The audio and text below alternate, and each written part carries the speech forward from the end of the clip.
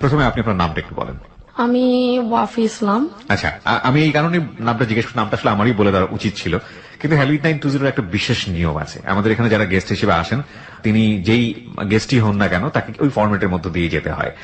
তিনি নিজ মুখে নিজের নামটা বলেন এবং বেসিক পরিচয়ের জন্য প্রথমত বয়স সম্পর্কে একটু ধারণা দেন, তিনি ঢাকার কোথায় থাকেন, পড়াশোনা কোথায় করছেন, এগুলো একটু বলেন।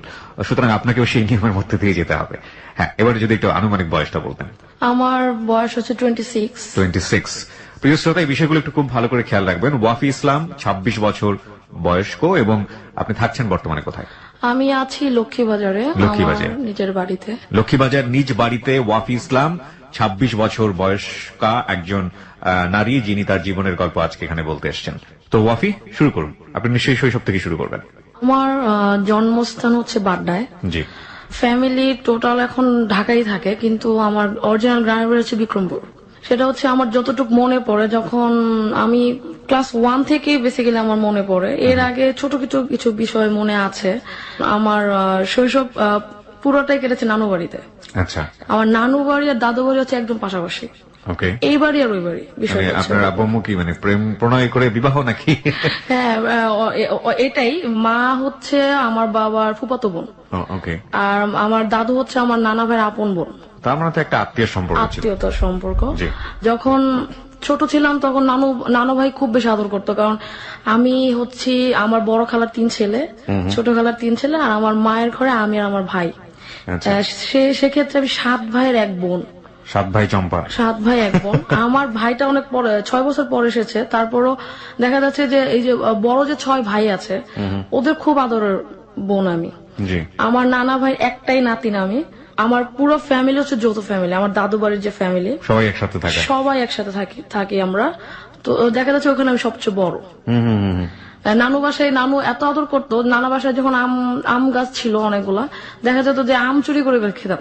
নানা ভাই যখন দেখতো যে খুব বিরক্ত হতো, তখন মনে হতো যে না, একটাই তো নাতি, নই তো করবে। আমার বাবা আমাকে মানে অনেক চেয়েও কাছে পেত না। নানা ভাই এত পরিমাণ মানে আমাকে করতো, আদর করতো।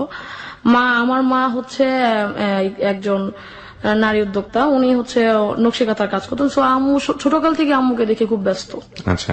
বাবাও খুব ব্যস্ত। ব্যস্ততার মাঝখানে আম্মু যে সময় পেত আমাকে, আম্মু ওইটুক সময় আমাকে। বাবা কি করতেন? আমার বাবা বিজনেস করতেন। ছোটকাল থেকে গার্মেন্টস এর ব্যবসায় আছেন, এখনো গার্মেন্টস এর ব্যবসার সাথে আছেন। আচ্ছা।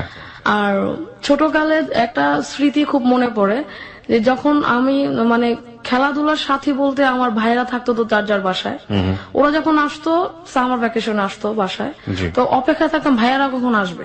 তখন আমি স্কুলে ভর্তি হইনি তখন আমি। তো ভাইয়ারা আসতো, খেলতাম, খুব মজায় কাটতো ওদের সাথে দিনগুলো। যেমন ওরা তো হাড়ি পাতিল খেলতে পারতো না, আমার তো মেয়ে, সেহেতু আমার হাড়ি পাতিল খেলার কথা, কিন্তু ওইটা আমি খেলেছি খুব কম, হয়তো একা একা। কিন্তু ভাইয়াদের সাথে দেখা যেত মার্বেল, ব্যাডমিন্টন, সাইকেল চালানো, গ্রাম বাংলা যেটাকে বলে গেছো মেয়ে। তো ভাইয়া বলতো যে চল আজকে আম পারবো। তো দেখা যেত সবাই যখন ঘুমিয়ে যেত 11টা 12টার দিকে, আমরা তখন তো ছাদ ছিল না, বাসায় টিন শেডের ঘর ছিল। তো দেখা যেত টিন শেডের উপর আস্তে আস্তে উঠে ওই আম পাড়ার একটা বড় বাঁশের মতো মলাই থাকে, ওটা দিয়ে বাড়ি দিয়ে আম পারতাম। আচ্ছা। এই হিসাবে এই দুষ্টামির ক্ষেত্রে আমি আমার ভাইদের খুব ফেভারিট পার্সন ছিলাম। একবার ছোটকালে হলো খুব প্রচন্ড ব্যথা পেলাম হাঁটুতে খেলতে গিয়ে ভাইয়াদের সাথে। তো ভাইয়াকে জানাইনি ভাইয়াদের ব্যাপারটা। তো ভাইয়ারা চলে গেছে পরে, প্রচন্ড ব্যথা, কি পায়ের হাঁটুর মধ্যে রড ঢুকে গেছে। রড ঢুকে যাওয়ার পরে দেখা গেছে যে ওই জায়গাটা মানে আমি ঢেকে রাখতাম, যে কেউ যাতে না দেখে, হয়তো বকা টকা দিবে।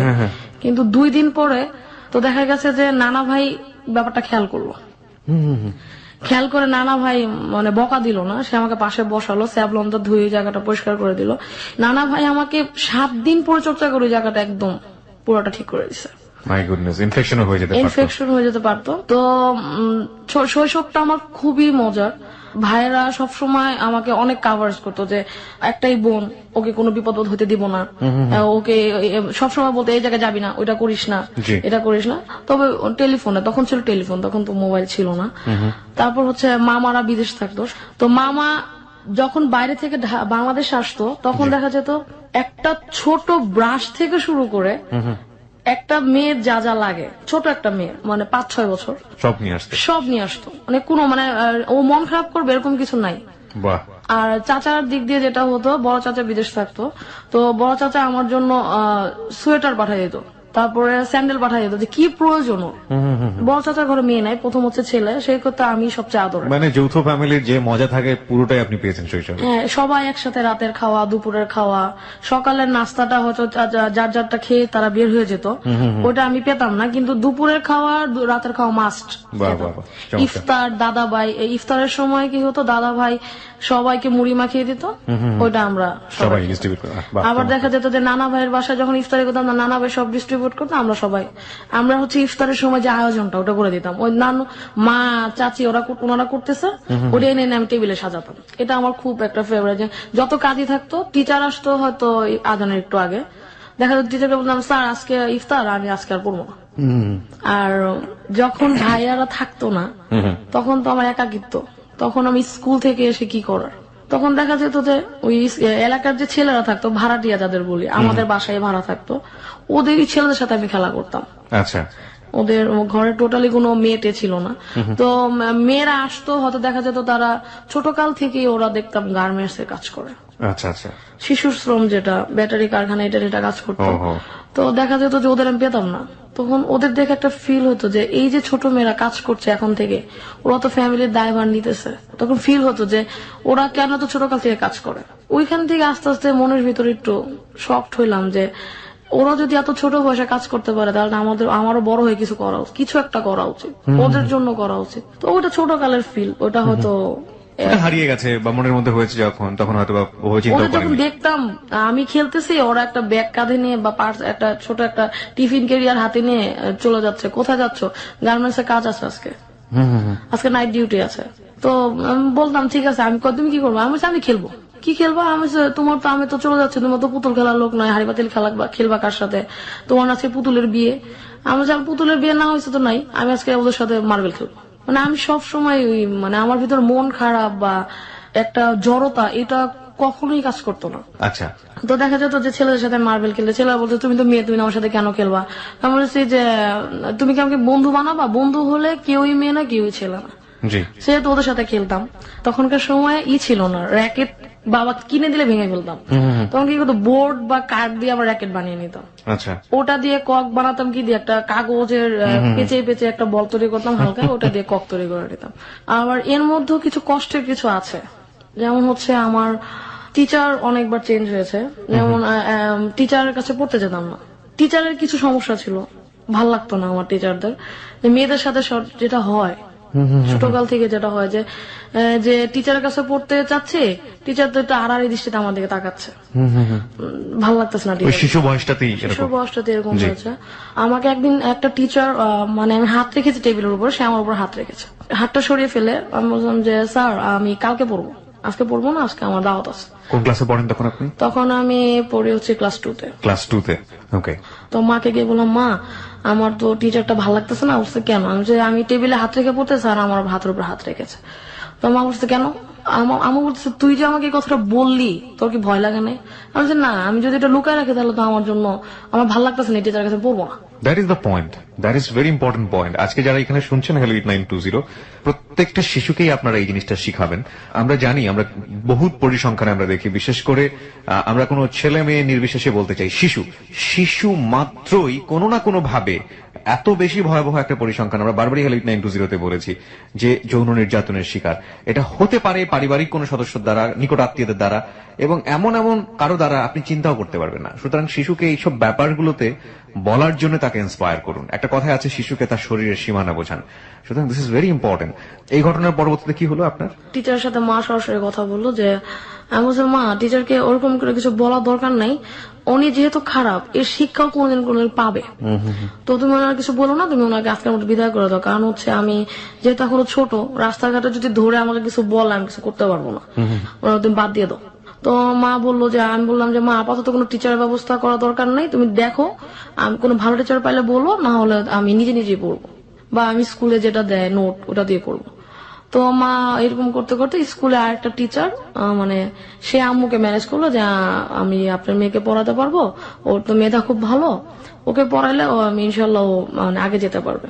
তো সে আর স্যার আসলো, পড়ালো কিছুদিন, আমার ভালোই লাগলো স্যার টিচারকে, যে না টিচারটা পড়াচ্ছে ভালো, টিচারের প্রতি একটা বিশ্বাস চলে আসছিল যে টিচার তো ভালোই পড়াচ্ছে। একদিন বাসায় কেউ ছিল না, মা কাজে চলে গেছে, নানা ভাই ছিল ঘুমে, ডাইনিং টেবিলে বসে পড়ছে টিচারের কাছে। ওই টিচারও মানে দেখা যায় যে ওই একটা কথা এই সময় এসে বলি, তখন তো মনে হতো না যে নারীর ঔরসে জন্মে নারীকে অপমান। হ্যাঁ, আমি একটা ছোট বাচ্চা তখন সে আমাকে পায়ের উপরে, পায়ের বুড়ো যে আঙ্গুল ওটা দিয়ে আমার পায়ের ভিতরে চাপ দিল। আমি মনে করলাম যে এইভাবে মনে হতো লেগে গেছে, ঠিক আছে ওকে। তারপর সে আমাকে কাঁধে হাত দিল, তখন বললাম যে এটা কি হচ্ছে। এখন আমার তো নিজের প্রোটেকশন চিন্তা করা উচিত, যেহেতু মা বলছে নিজের খেয়াল নিজের রাখতে হবে। সবসময় মা যখন বাড়ি থেকে বেরো তখন বলতো যে নিজের খেয়াল নিজে রাখবো, যখন আমি এখন নাই বাসায়, তখন বললাম যে আমার হাতে তখন কিছু নাই সেভ করার মতো, শুধু একটা পেন্সিল আর পাশে একটা কলম রাখা ছিল। তো স্যার দেখলাম আমার কাঁধের উপর হাত রাখলো, বললো যে আমার কুলে এসে বসো। আমি বলছি, স্যার আপনার কুলে এসে আমি কেন বসবো, আমি তো এই জায়গায় ভালো আছি। এতটা প্রতিবাদ, মানে এত এই যে এখন যেমন কঠিন গলায় প্রতিবাদের কথা বলছে, তখন এই প্রতিবাদটা কঠিন গলায় করতে পারতাম না। তখন বললাম যে স্যার আমি আপনার কুলে এসে বসবো না। তখন সে বললো যে আসো, না হলে আমি তোমার মাকে নালিশ করবো, তুমি পড়াশোনা পারো না। আচ্ছা, আমার মাকে আপনি হাজার নালিশ করলে আমার বিশ্বাস করবে না, কারণ আমার আপনার সাথে পড়াশোনা করার পর আমার অনেক কাজ, আমার খেলতে হবে, আমি আমার নানা ভাইকে নিয়ে বাইরে যাব, আমার টিয়া পাখিকে খাওয়াবো। বলছে যে ওগুলো পরে হবে, তুমি আমার কোলে এসে বসো, না হলে তোমার মাইর দিব। তখন আমার হাতে ছিল একটা পেন্সিল, চিন্তা করলাম যে পেন্সিল যদি স্যারের হাতে আঘাত করি তাহলে পেন্সিলের নিপটা ভেঙে যাবে, কলম তো ভাঙবে না। তখন কলমটা আস্তে আস্তে হাতে নিলাম, স্যার আবার আমাকে জোরে জোরে আরম্ভ করলো। তখন আমি কলম দিয়ে স্যারের কাঁধে একটা পুশ করলাম যে আপনি যদি আমাকে এমন করেন আমি কিন্তু আপনাকে মারতে বাধ্য হবো, আর যদি চিল্লাচিল্লি করি আশেপাশের লোকজন তো জড়ো হবেই, পাশাপাশি নানা ভাই উঠে আপনার মারতে আরম্ভ করবে। স্যার বললো যে না তুমি এটা করবা না। আমি অনেক দুষ্ট, তখন দুষ্ট বলতাম না, স্যার আমি অনেক শয়তান স্যার, আপনি আমার চিনেন নাই, ই করলাম। তখন স্যার বুঝলো যে না এই মেয়ে সব মেয়ের মতো না, যাদের সাথে আমি এরকম আচরণ করি এই মেয়ে ওই মন্ত্রের মতো না। বলছে ওকে তুমি আজকে যা করছো এটা কারোর সাথে বলবা না। আমি বলছি আচ্ছা, মানে আচ্ছা বলা পর্যন্ত নিজেকে প্রোটেক্ট করলাম। এখন বাসায় যেহেতু কেউ নেই, চিল্লাফাল্লা করে খুবই রিস্কের হবে। নানা ভাই আছে, তাও 2-3 ঘর পরে চিল্লান দিলে নাও শুনতে পারে। তখন কোনোভাবে স্যারকে বিদায় করলাম, বিদায় করে পরদিন স্কুলে গেলাম। স্কুলে গিয়ে একদম হেড মাস্টারের কাছে গিয়ে বললাম যে এই টিচার যদি বাদ না দেন তাহলে আমরা টোটাল 2 এর যে ছেলে মেয়ে আর আমাদের যে গার্জিয়ান তাদের আমরা আপনার কাছে পাঠাবো। তারপর আমার সামনে স্যারকে ডাকলো, স্যার একদম অস্বীকার, না আমার সাথে এটা করিনি। তখন আমি বললাম যে এখন কাঁদা ছাড়ার কোনো উপায় নেই, যদি কাঁদে তাহলে হেডমাস্টার বুঝবে না উনি আমাকে হ্যারাস করছে। আমি কেঁদে দিলাম, এবং আমার সাথে আমার দুজন বান্ধবী ছিল।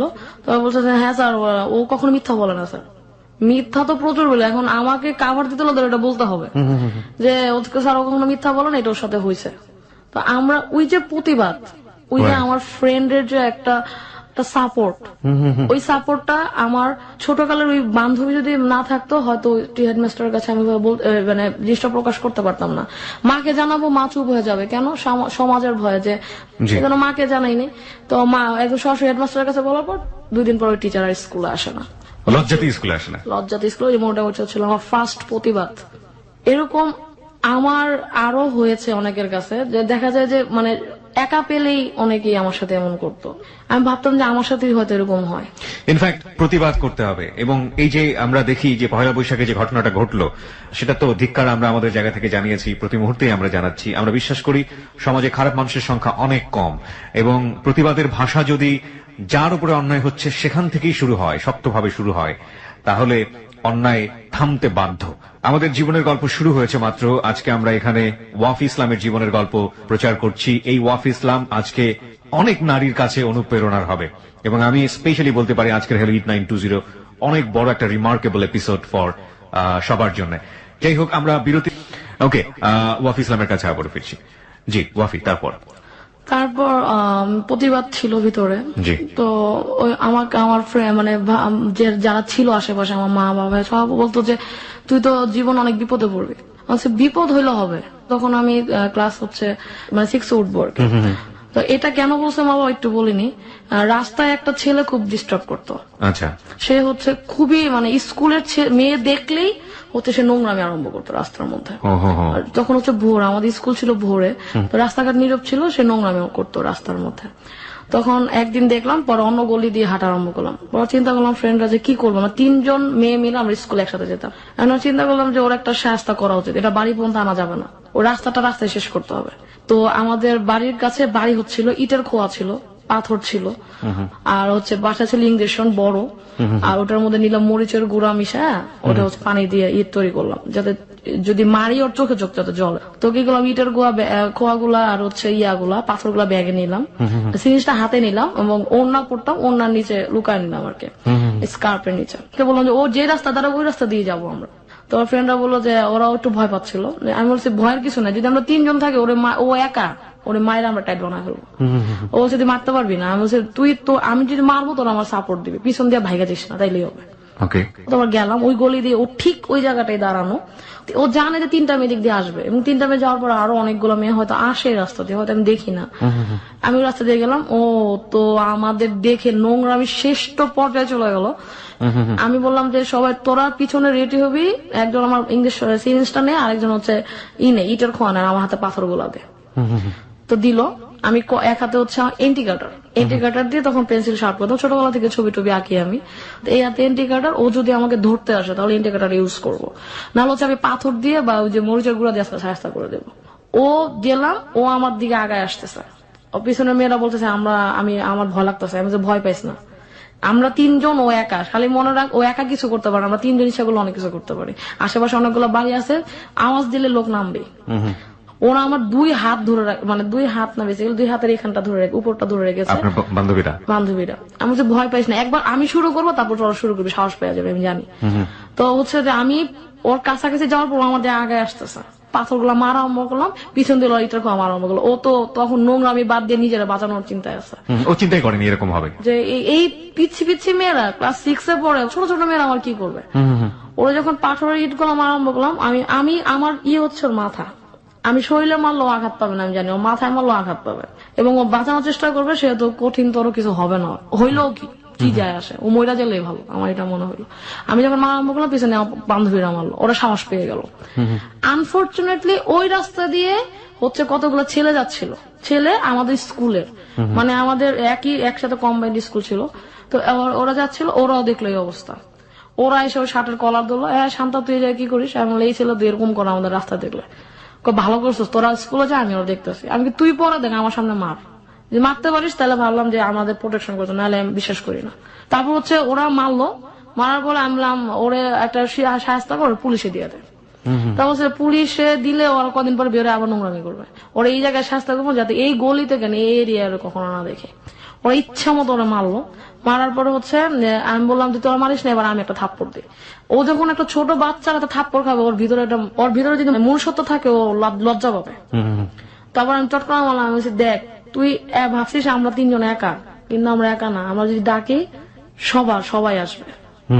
এটা বলে ও চলে গেল, বলে যা বাসায়, এই গলিতে তোরা না দেখে। এইসব অ্যাক্টিভিটির জন্য আপনার মা অনেক ভয় পেত আপনাকে নিয়ে? মা ভয় পেত যে আমি একা মেয়ে, কি মানে আমি তো ছোট, ক্ষতি করতে পারে, মা নিয়ে ভয় পেত, সমাজ নিয়ে ভয় পেত, যে সমাজের লোকজন যদি জানে তাহলে তো তোরে খারাপ বলবে। আমি বলছি খারাপ বললে আমার কি যায় আসে, মানে আমার বাড়ির গেট থেকে বের হইলে আমি আর মানে বাড়িতে কি হচ্ছে ওটা চিন্তা করতাম না। তখন চিন্তা করতাম যে আমার রাস্তা দিয়ে আমি যদি নিজে ভালো চলি, আমার যদি নিজের পোশাক আশাক ঠিক থাকে, কেউ আমার টিচ করার সাহস পাবে না।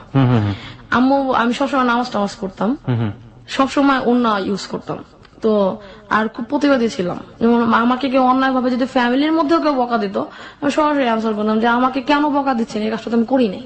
আচ্ছা। তারপর হচ্ছে যে আমার যখন ক্লাস 8-এ উঠলাম, তখন হচ্ছে যে গার্মেন্টস এর মেয়েদের দেখলাম, যেহেতু ছোট ছোট মেয়েরা, বহুত ছোটকাল থেকে একটা আমি একটু আগে বলেছি, তখন চিন্তা হলো যে আমি ওদের মতো, ওরা তো স্ট্রাগল করে, তো আমি দেখি আমি নিজে কিছু করতে পারি কিনা। আমি যদি নিজের কিছু খরচ নিজে বহন করতে পারি, তো দেখলাম যে আশেপাশে অনেক ছেলে মেয়ে আছে ছোট ছোট, যাদেরকে পড়ানো যায়। ওদের ফ্যামিলির কাছে গেলাম, বললাম যে আপনার বাচ্চাটাকে আমাকে দিয়ে না, আমি ওরা সরাসরি শেখাবো। তখন বলতেছে যে তুমি তো এইটা বড়, তুমি তো আরো ভালো স্টুডেন্ট পেতে পারো। তখন এলাকায় অনেক টিচার, যে ওরা অনেক ভালো টিচারই করছে। আমি এত ভালো তো টিচার এখন করতে পারবো না, আর আমার ফ্যামিলি ছিল একটু ধার্মিক, মানে মেয়েদের বাড়ি থেকে তো বের হওয়া যাবে না, তুমি বড় মেয়ে, তোমার বিয়ে হয়ে যাবে, মানে এরকম একটা ইয়ে ছিল। যে বড় যেহেতু আমাকে পুরো অনেকগুলো বিপদে ফেস টু ফেস, ফ্যামিলির যে বাধা ফ্যামিলির সাপোর্ট জি। সবই আমি পেয়েছি। ওকে। তো দেখা যাচ্ছে যে তুমি বাইরে যে পড়ো না, তুমি বাসায় পড়ো। যখন দেখতো যে আমি নিজের রুমে বসে বাচ্চা পড়ছে, তখন আর ফ্যামিলি কিছু বলতো না। তো ওই 50 টাকা 100 টাকা দিয়ে আমার শুরু। এবং যখন আমি 8 ফাইনাল দিই, তখন আমাকে ফার্স্ট দেখতে আসে। দেখতে আসে মানে হচ্ছে আপনার বিয়ের ব্যাপারে? বিয়ের ব্যাপারে দেখতে আসে। তখন খুব মন খারাপ যে আমি এত ছোট, আমার বিয়ে দিয়ে দিবে। তোমার দেখতে আসার কোনো ঘটনা মনে আছে? হ্যাঁ, আমার পুরোপুরি মনে আছে। একটু শুনি। ফার্স্ট যেদিন দেখতে আসলো, আমি স্টুডেন্টের পড়াচ্ছিলাম। তো মা বলছে যে মার সাথে আরো কেউ ছিল, নানু ছিল। আচ্ছা। নানু আর দাদু। তো বলতেছে যে শান্তা একটু রেডি হো। সে রেডি হবো কেন? বলছে তোর দেখতে আসবে। আমি বলছি, কে দেখতে আসবে? বলছে যে একটা প্রস্তাব আসছে, তোমাকে দেখতে আসবে। আমি আমার মার দিকে তাকালাম, দেখলাম মার চোখে ছলছল পানি। মানে মাও চাচ্ছে না, কিন্তু মা তো, আমি যেহেতু যৌথ ফ্যামিলির সবচেয়ে বড় মেয়ে, তার উপর একটা প্রেশার থাকে যে তোমার মেয়ে, জি, সবারই একটা ওপিনিয়ন থাকে। ওপিনিয়ন থাকে। তো মার চোখে, মার যখন চোখে পানি দেখলাম, তখন হচ্ছে আমি আর কিছু বলি নাই। আমার খুব মন খারাপ, মানে এখনো ভাবলে চোখে পানি আসে যে আমি আমার ওই লাইফটা মানে খুবই এত কষ্টে গেছে। মানে কিছু হলে দেখতে আসতো চলো। তো ফার্স্ট যেদিন দেখতে আসলো, আমি শাড়ি পরে গেলাম, সামনে গিয়ে বসলাম, আমার ঘুমটা খুললো, চুল দেখলো। আমি তখন এইটা পরি, মোটামুটি বড়ই। তো চুল দেখলো, আমি ফুপুদের দেখতাম যে এরকম করে দেখতো। তারপরে হাতটা হাতে নিল, মানে ওই একটা মহিলা আর কি, হাতে নিয়ে আমার চামড়া ঘষা আরম্ভ করলো যে আসলে ফর্সা না কালো, নাকি মেকআপ দিয়ে এরকম হয়েছে। ও মাই গড। তারপর বলতো তুমি হাঁটো তো। হাঁটা শুরু করলাম, বলে শাড়িটা একটু উঁচা করে হাঁটো যাতে তোমার পাটা দেখা যায়। আমার কিছু করার নাই, মানে আমার ফ্যামিলি মেম্বার হচ্ছে 50 জন। আমার দাদুর বাড়ির, নানুর বাড়ি আরো আছে 36 জন, ওটা আলাদা। মানে আমার পাশে তখন প্রায় 80 জনের মতো লোক বসা। আমি একা, শুধু আমার মা আমার পিছনে দাঁড়ানো, ছোট ভাই বোন সবাই খেলতেছে, ওরা সবাই ছোট। আনফরচুনেটলি দেখতে হাঁটো বলছেন পাশে। আমি শুনতেছি যে ওই মহিলা বলছে দেখি মেয়ের পা সোজা আছে নাকি বাঁকা। তা আমি পা উঁচা করে হাঁটলাম, আমাকে আবার নিয়ে গেল দরজার বাইরে, মানে ড্রয়িং রুম থেকে বেরোয় আমাকে মানে উঠানে নিয়ে আসলো। উঠানে এনে আমাকে আবার ভালো করে দেখতেছে, গলা টলা ডলে টলে দেখতেছে যে মেয়ে কালো না ফর্সা। হ্যাঁ, তারপর বললো যে তোমার নাম কি? আমি বললাম এটা। বলছে তুমি কোন ক্লাস? 8-এ। এখন ওনারা বলতেছে 8-এর পর আমি বিয়ে করে নেওয়া ভালো, কারণ এটা হচ্ছে একদম ঘরে পিঠায়, মানে একদম ছোট এজের মেয়ে বিয়ে করে নিয়ে গেল, ওরেই বড় হবে আমাদের সামনে, কোনো সমস্যা নেই, কোনো প্রেমের কোনো ঝামেলা নেই। তারপরে আবার ভিতরে নিয়ে বসায় বললো যে তোমার আঙ্গুলগুলা দেখি। আঙ্গুলগুলা দেখালাম। তা বলতেছে তোমার হাত তো অনেক শক্ত, তুমি কি করো? আমি বলছি আমার হাত শক্ত? আমার হাত মোটেই শক্ত না, মানে তাদের একটা উছিলা ছুতা, মানে এটা দিলে দেখে আমি কি বলি। আমি বলছি যে আমি তো আমি শুধু স্কুলে গিয়ে লিখি, বাসায় এসে লিখি, আর স্টুডেন্টদের পড়াই। লেখালেখি কাজ, লিখতে গিয়ে হয়তো হাত শক্ত হয়ে গেছে। এটা শুনে আমার বড় কাকা আবার থামাই দিল যে না, এটা আবার কেমন কথা বললেন, মেয়ের হাত শক্ত হবে, এটা বড় মাত্র। তারপরে ওর লোক চলে গেল এবং তারা বলে গেল মেয়ে আমাদের খুব পছন্দ হয়েছে, মানে পারলে তখনই আমার বিয়ে হয়ে যায়। আচ্ছা, মানে ওই দিনই আমার কাবিন হয়ে যায়, বিষয়টা এরকম। তারপর আমি কোনোভাবে মারা চাপালাম, মা ছেলে কি করে? বলছে ছেলে বিক্রমপুরে মুদির দোকান আছে। আমার তো আমি বলছি ছেলে দেখেছিলেন আপনি? হ্যাঁ, ছেলে দেখে দেখছি যে ও বসা একদম অজপাড়া, মানে গ্রামের একটা ছেলে যেরকম হয় সেরকমই বসা। ও কোনো কথা বলেনি। ওই ওর মা বাবা যারা ছিল ওর সাথে, ওরাই বলতেছে।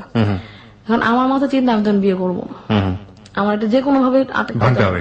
কি করলাম, বা ঘরে গিয়ে বললাম মা ছেলে না আমার পছন্দ হয়নি। বলছে কেন? আমি মা মাত্র নন মেট্রিক, বিয়ে মেট্রিক পাস করা নাই, একে ফেল টু ছেলের সাথে আমি ক্লাস 8 এর কেমনে বিয়ে দেবো? তুমি এক কাজ করো, ইন্টারমিডিয়েট একটা ছেলে খুঁজো। মানে আপনি বিয়ে বসবেন এটা বলতেছেন না, কিন্তু আপনি ডিফারেন্ট অপশন দিচ্ছেন। ডিফারেন্ট অপশন দিচ্ছেন, দ্যাট ইজ ইন্টেলিজেন্ট। ওকে, বিয়ে বসবো না যদি বলি, তাহলে হচ্ছে ফ্যামিলি প্রেশার দেবে। কেন বিয়ে করবে না? ও নিশ্চয়ই ছোটকাল থেকে প্রেম করা আরম্ভ করছে। প্রেম অবভিয়াসলি আমি ক্লাস 6 থেকেই করতেছি। ওকে, আমরা সেই গল্পে যাবো। হ্যাঁ, ক্লাস 6 থেকে করছি। তো একটা ছেলে ছিল, ও হচ্ছে ইন্টারমিডিয়েট, আমার টিচারের কাছে একসাথে পড়তাম আমরা। ইন্টারমিডিয়েট ফার্স্ট ইয়ারে ছিল। তো খুব ট্যালেন্ট ছেলে ছিল। ছেলেটা হচ্ছে মাদারীপুর বাড়ি ছিল। ক্লাস 6-এ যখন আমি টিচারের কাছে পড়ি, তখন ওই টিচারের শালা ছিল ওই ছেলে। তারপরে ওর সাথে অ্যাফেয়ার, মানে ও হওয়াটা খুব ইন্টারেস্টিং।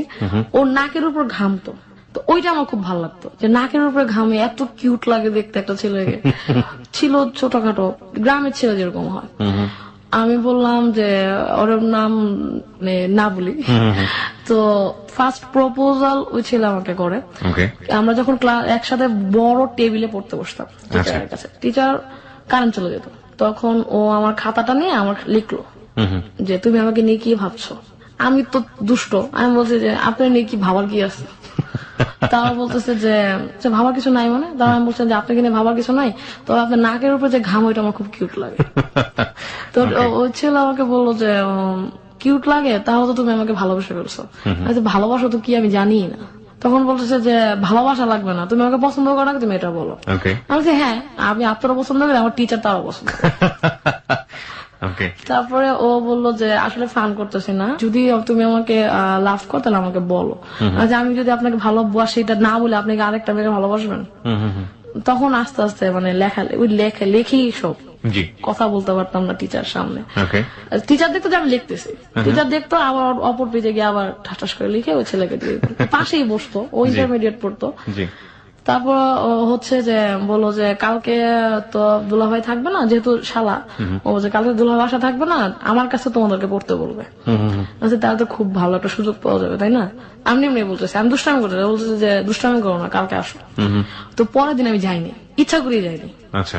কারণ আমার যেহেতু ছোটকালে কিছু ঘটনা আমি বলেছি, আমি চাই না আমি হেরাজ হতে, যদি ভালোবাসি সত্যিকার অর্থে ভালোবাসবো, হেরাজ হতে পারবো না।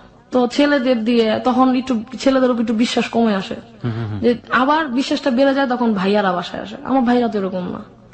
তাহলে চিন্তা করলাম সব ছেলে এরকম না। তারপর একদিন বাসায় গেলাম, তো ও আমাকে প্রপোজ করলো। প্রপোজ করার পরে বললো যে আমার কি ভালো লাগে তোমার, হচ্ছে তোমার নাকে যে ঘামে এটা আমার ভালো লাগে। তোমার কি ভালো লাগে জানো? আমার তো কিছু ভালো লাগে না, আমি তো দেখতে সুন্দর না, আমার কি ভালো লাগে তোমার? বলছে তোমার চোখ গুলা খুব ভালো লাগে, তোর চোখ গুলা খুব বড়। আমি কেন ভালো লাগে? গরুর চোখ এই জন্য। বলতেছে যে না, তুমি খুব কিউট, ছোট একটা মেয়ে, খুব প্রতিবাদ, আর তোমার ভিতরে একটা শক্তি আছে যেটা তুমি কাজে লাগাতে পারো। তো ওই থেকে আমার অ্যাফেয়ার শুরু, জীবনের প্রথম ভালোবাসা। তো টিচার দেখলো যে আমাদের মধ্যে খুব ভালো একটা রিলেশন হয়ে গেছে।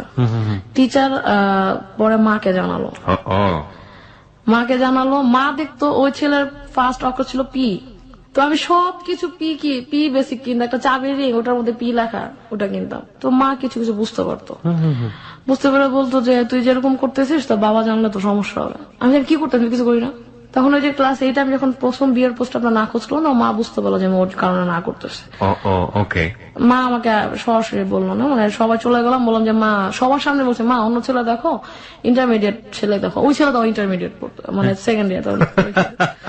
মানে আমি ঘুরাই ফিরে ওইটার দিকে নিয়ে যাচ্ছি। তখন আমার কথা হচ্ছে বিয়ে যদি করি ইন্টারমিডিয়েট ছেলে এখন করবো না। আমার জীবন ছোটকাল থেকে ইচ্ছা ছিল আমি বড় কিছু না হইতে পারি, কিন্তু কিছু মহিলাদের নিয়ে আমি কাজ করব। কারণ এই যে ছোট ছোট মেয়েরা গার্মেন্টস এ যাচ্ছে, ওদের নিয়ে আমি কাজ করব। মানে আমার ভিতরে একটা ইচ্ছা ছিল।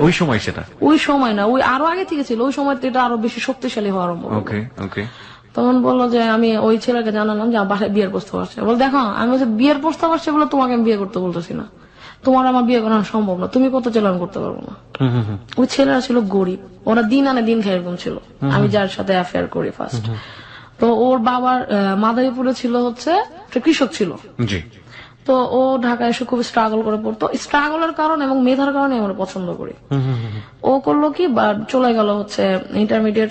যখন আমি পরীক্ষা দিল তখন ও গ্রামে চলে গেল, এবং এটা ঢাকায় কিছু সন্ত্রাসের কারণে। ও কলেজ থেকে ফেরার সময় ওকে রাস্তায় সন্ত্রাসীরা ধরলো, তো সবকিছু নিয়ে নিল এবং বললো তুই যদি ঢাকায় থাকিস তাহলে তোর ক্ষতি হবে। খুব ভীত টাইপের ছিল, যেহেতু গ্রাম থেকে আসছে, ও গ্রামে চলে গেছে। তখন মা বললো তুই কি ওরে বিয়ে করতে চাস? ওরে বিয়ে করতে দেরি হবে। আমি মা, আমি ওরে বিয়ে করতে চাই না, তোমার ইন্টারমিডিয়েট একটা ছেলে খোঁজো। যেহেতু আমি এইটাই পড়তেছি, আমার ওই ছেলে না, আমি ইন্টারমিডিয়েট একটা ছেলের বিয়ে করবো। মানে আমার কথা হচ্ছে তখন কোনো না কোনো ভাবে আটকানো, বিয়েটাকে ঠেকানো। ক্লাস 8 তখন হচ্ছে আমি আস্তে আস্তে চেষ্টা করি যে আমার যদি ঘরের মধ্যে থাকে তাহলে আমার বিয়ের আরো প্রেশার দিবে, আমার আস্তে আস্তে গন্ডি পেরিয়ে বাইরে যেতে হবে। আমার ফুপু, সবচেয়ে ছোট ফুপু, এই কারণে বিয়ে অনেক দেরিতে হয়েছে। যখন তার 30 বছর তখন তার বিয়ে হয়েছে। তার জন্য এমন এমন ছেলে আসতো, সে পড়াশোনা করতো, এমন এমন ছেলে আসতো যে বিয়ে করার যোগ্য না। আমরা এই ছোটরা বলতাম যে এই ছেলে পছন্দ না, এই ছেলের ফুপা হিসাবে নেওয়া যাবে না। তখন মা বলতো যে তুই তোর ফুপুর বিয়ে যেভাবে ভাঙাই দিস তোর তো পারবি না। আমি না পারি, তবে আমারটা বিয়ের ভাঙাও দরকার নেই মা, তুমি ছেলে খুঁজো। আমি যখন ছোট, আমার তো আরো, আমি বড় হলে আরো সুন্দর হবো দেখতে, তখন একবার ভালো ভালো ছেলে। তখন আমি ছেলে বললাম যে তুমি পড়াশোনা করো, তুমি পড়াশোনা বন্ধ করো না, আমি দেখি কিছু করতে পারি কিনা, যদি আমি এক্সট্রা ইনকাম ঘরে দিতে পারি তাহলে আমার বিয়ে আটকানো সম্ভব। প্রিয় শ্রোতা, আরো একবার বিরতির সময় হয়ে গেল। গল্পের মোড়টা কোথায় ছিল, কোথায় এসে দাঁড়িয়েছে এবং কোথা থেকে শুরু হবে, কোথায় গিয়ে শেষ হবে, ইভেন্ট ইউ কান্ট ইমাজিন। আজকে আমাদের এখানে জীবনের গল্প বলছে ওয়াফি ইসলাম, তার জীবনের গল্প এখানে প্রচার হচ্ছে। ওয়াফি ইসলাম আসলে সমাজে পরিচিত একজন মুখ। তার পুরো জীবনের গল্প যদি আপনারা শোনেন তাহলে হয়তো অনেকেই তাকে চিনবেন। এবং এই ওয়াফি ইসলাম আজকে অসংখ্য নারীর, যারা আজকে হ্যালো 8920 কান পেতে আছেন, এবং অসংখ্য শিশু যারা আমরা বিশেষ করে কিশোর যারা শুনি জীবনের গল্প, তাদের জন্য অনেক বড় একটা মডেল হবেন, অনুপ্রেরণার জায়গাতে তারা ওয়াফি ইসলামকে খুঁজে পাবেন নিজের অন্তরের মধ্যে। এটা আমি চ্যালেঞ্জ দিয়েই বলতে পারি। আমরা ফিরে আসতে চাই ভাঙা যায় সেই চিন্তা ভাবনায়, এবং সেটা কাজ করছিল না। তো আপনি আপনার যিনি সেই সময়ের মনের মানুষ তাকে বললেন যে আলটিমেটলি তুমি তোমার মতো পড়াশোনা করো, আমি বাইরে থেকে কিছু ইনকাম করে ফ্যামিলিতে কন্ট্রিবিউট করতে পারি কিনা। তারপর হচ্ছে আমি স্টুডেন্ট পড়ানোর পাশাপাশি আমি একটা স্কুলে জয়েন করলাম, যেটা হচ্ছে কর্মজীবী শিশুদের জন্য মৌলিক শিক্ষা প্রকল্প। ওই যে ছোট বাচ্চাদের যে যারা কাজ করছে ওদের যে শিক্ষাটা। ওটা আপনি স্টুডেন্ট হিসেবে ভর্তি হলেন? টিচার হিসেবে। ওরা কিছু স্টুডেন্ট খুঁজছিল যারা হচ্ছে এই টিচারদেরকে পড়াতে পারবে। তো আমি ওই স্কুলে অ্যাপ্লাই করলাম, অ্যাপ্লাই করার পর আমি টিচার হলাম। তো আমি ওদের নিয়ে ফার্স্ট কাজ করার সুযোগ পেলাম। তো তখন আমি ওদেরকে পড়াতাম, পাশাপাশি আমি ওখানে স্যালারি দিত মাত্র 1500 টাকা মাসে 1500 টাকা স্যালারি দিত। তখন আমি ওইটা ফ্যামিলিকে দিতাম। বললাম মা আজকে আমরা এই মাছ খাবো, ওইটা করবো, মানে সরাসরি দিলে তো বলবো যে মেয়ে ছোট বড় হয়ে গেছে, ইনকাম করে, ফ্যামিলি বলবে। এই জন্য মাকে বলতাম মা আজকে চলো আমরা এই টাকা দিয়ে আজকে এটা খাই। মানে মাকে বুঝালাম যে আমি স্বাবলম্বী। মা বুঝলেই তো সবাইকে বুঝাবে, আমার বিষয়টা ছিল এটা। মা বলতো যে তুই টাকাটা জমা, তুই ঈদের ড্রেস কিনবে এটা দিয়ে। তাহলে ঈদের ড্রেস কিনবো, আচ্ছা ঠিক আছে। টাকাটা জমাতে জমাতে দেখা গেল যে মানে ওই টাকা দিয়ে ঈদের ড্রেস কিনা, আমার ছোট ভাইকে কিছু দেয়া, ওইভাবে বিষয়টা শুরু হলো। আমার ছোট ভাইকে আমি ভীষণ ভালোবাসি, ওকে, ওর নাম হচ্ছে সীমান্ত। ও আমাকে প্রচন্ড সাপোর্ট করে সব ব্যাপারে। আমি বলবো আস্তে আস্তে ওর বিষয়টা বলবো। দেখা গেল যে আমি তখন মাকে দেখতাম যে নকশিকাতার কাজ করতো। তখন মাকে বললাম যে মা আমি কাজ শিখতে চাই। না তুমি কি কাজ শিখবা, আমার জীবন গেছে কাজ করতে করতে, তোরটাও যাবে। আমি বলতেছি যে না মা আমি কাজ করবো। তখন মা আমাকে খুব মার দিল যে না কাজ শেখা যাবে না। তো দেখা গেল যে আমি আগ্রহ নিয়ে বসছি এবং কাজটা আমি 3 দিনে শিখেছি। আপনার মার কাছ থেকে কাজ নিয়ে? মার কাছ থেকে কাজ নিয়ে। মা খুব যে 3 দিনে কাজ শিখে ফেললি, তখন মা বুঝে না ওই কাজটা কি ধরনের কাজ ছিল এটা? ওটা ছিল কাঠচুপির কাজ, হাতের কাজ। আচ্ছা, কাঠচুপির কাজ। হ্যাঁ। তারপর হচ্ছে যে মা আমি তোমার কাছ থেকে কাজটা শিখেছি, এখন তুমি আমাকে কাজ দাও। তো আমার মা বলছে যে তুই কিভাবে কাজ নিবি? আমি বলছি তুমি কেন ওয়ার্কার যেভাবে টাকা দাও আমি কাজ করবো, আমাকে ওই হিসাবে টাকা দিবা, পারলে একটু বাড়াই দিও। না তোমাকে কেন বাড়াই দিব, তুমি তো আমার মেয়ে হয়েছে, কি হয়েছে, ওয়ার্কারদের যা দিব তোমাকেও তাই দিব। তাই আমি বলছি ঠিক আছে মা, আমি এখন তুমি মেয়ে ভাববা না, আমি তোমার অঙ্গন ওয়ার্কার, তুমি আমাকে ওইটা ভাববা কাজের সময়। আপনার মার আন্ডারে কতজন কর্মী কাজ করতো? আমার মার আন্ডারে তখনকার সময় কাজ করতো 70 জন। 70 জন। আচ্ছা, ওনারা কাজ করে করে আপনার মাকে দিতেন, আপনার মা এগুলো নিয়ে কোম্পানিকে দিতেন? কোম্পানি দিতে। আচ্ছা। তো মাকে কাজ করলাম, মা আমাকে স্যালারি দিত। এবং কিছুদিন পরে দেখা যায় যে ওই যে ছেলের সাথে আমি অ্যাফেয়ার করতাম, আমার টার্গেট ছিল ওরই বিয়ে করবো, এখন না 10 বছর পরে বিয়ে করবো। তাহলে আমি ছেলের বললাম দেখো আমি বাইরে একটা কাজ পেয়ে গেছি, আমার মার থেকে শুরু করছি এবং কর্মজীবী শিশুদের স্কুলে আমি পড়াচ্ছি। সেটা আমি আস্তে আস্তে কিন্তু এখন নিজের কেরিয়ার নিজে ডেভেলপ করার চেষ্টা করতেছে। তখন আপনি কোন ক্লাসের স্টুডেন্ট? তখন আমি হচ্ছে ক্লাস 8 এ। ক্লাস 8 এর স্টুডেন্ট। এই জিনিসগুলো কিন্তু খুবই মার্ক করার মতো। ক্লাস 8 এর স্টুডেন্ট, তার ভেতরে কত সুদূর প্রসারের চিন্তা ভাবনা। ওকে, বলুন। তারপর হচ্ছে বললো যে ঠিক আছে আমার তো ইন্টারমিডিয়েট শেষ, আমি ফাইনাল পরীক্ষা দিব সামনে। ও তখন ঢাকায় থেকে গ্রামে চলে গেছে ইন্টারমিডিয়েটের মাঝখানে। তো আমি বলছি ঠিক আছে তুমি তোমার ই করো, কিন্তু সবচেয়ে মজার বিষয় হচ্ছে তখন মোবাইল ফোন ছিল না, আমরা টেলিফোনে কথা বলতাম। ওর গ্রামে একটা ঠিক মোবাইল, তখন তো অত্র এলাকায় দেখা যেত একটাই টেলিফোন। তখন আমি 12 টাকা মিনিটে কথা বলতাম। দেখা যেত যে কিছু টাকা আমার টেলিফোন বিলিয়ে চলে যেত। চিঠি দিতাম যে টেলিফোনে এত টাকা খরচ না করে চিঠি পাঠাই দিই, মানে খুবই মজার প্রেম করছি আমি চিঠি তৈরি। তখন দেখা যেত যে পাশাপাশি যখন কাজটা নেই তখন ও বলতেছে ঠিক আছে আমিও দেখি কিছু করতে পারি কিনা। আলটিমেটলি ছেলের পড়ালেখাটা বন্ধ হয়ে গেল, নিজেই করে দিল। কেন? ফ্যামিলি ওর পড়ালেখা টানতে পারতেছে না, এফোর্ড করতে পারছে না। ও কিছু করার চেষ্টা করতেছে, পারতেছে না, গ্রামে তো কিছু করা সম্ভব না। তাই আমি বললাম তুমি টিচারই করো। তো আমার কথা শুনে একটা কোচিং সেন্টার জয়েন করলো। জয়েন করার পরে ওর সাথে আমার প্রায় 4 বছর কোনো যোগাযোগ হয় নাই। জয়েন করার পরে? হ্যাঁ। তখন আমি ক্লাস 8 এর থেকে যখন আমি ইন্টারমিডিয়েট ফার্স্ট ইয়ার, তখন ওর সাথে আমার আবার যোগাযোগ হলো। এই 4 বছর যোগাযোগ হলো না কেন? কোনো কারণ ছিল? কারণ ছিল হচ্ছে ও পড়াশোনা বন্ধ করে দিয়েছে, এই লজ্জায় ও আমার সাথে যোগাযোগ করতো না। ওহো। তখন আমি ইন্টারমিডিয়েট ফার্স্ট ইয়ার, আমি ওকে খুঁজে বের করলাম যে ও কই। 4 বছর তো ইম্পসিবল একটা লোকের সাথে টিকে থাকা। আমি শুধু ওর কথাটা শেষ করে আমি একটা কথা বলবো। তারপর হচ্ছে যে ওরকে আমি খুঁজে বের করলাম ওর ফ্রেন্ডের মাধ্যমে। ওর ফ্রেন্ড থাকতো ফকিরাপুর। অনেকদিন আগে আমাকে বলছে, যখন এইটাই পড়ি তখন বলছে যে আমার একটা ফ্রেন্ড থাকে ফকিরাপুর এমন এমন জায়গায়। ফকিরাপুর কোথায় বলছে এটা আমার মনে নেই, শুধু মনে আছে ফকিরাপুর বলছে। আমি আমার স্কুলের ফ্রেন্ডকে নিয়ে আমি ফকিরাপুর চলে গেছি। পুরো এলাকায় ফকিরাপুর ঘুরে ওই ছেলেটাকে আমি খুঁজে বের করছি। পুরো ফকিরাপুর তো অল্প জায়গা না, অনেক বিশাল বড় জায়গা। তো খুঁজে বের করলাম। ওই ছেলে বললো যে শান্ত তুমি আমাকে কিভাবে খুঁজে বের করলা? তা আমি বললাম যে ভালোবাসা যখন টান দেয় তখন হচ্ছে যে গভীর জল থেকেও মাছ তুলে নিয়ে আসা যায়। পারভেজ তো এখন মাছ হয়ে গেছে, ওরে ও কই? তখন বলছে ও তো ওই যে পড়ালেখা বন্ধ করেছে, এখন পড়ালেখা স্টার্টই করে নাই। আর ওর ফ্রেন্ড তখন মেডিকেলে ফাইনাল ইয়ার আছে। আমি তখন ইন্টারমিডিয়েট ফার্স্ট ইয়ার। তার মানে ও যদি এখনো পড়ালেখা শুরু করে তার মানে ইন্টারমিডিয়েট সেকেন্ড ইয়ারও থাকবে।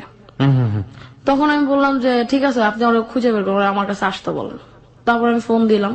ফোন দেওয়ার পর আমার কাছে আসলো, বললো যে দেখো এই অবস্থা, আমি তোমার না, আমাকে তুমি ভুলে যাও।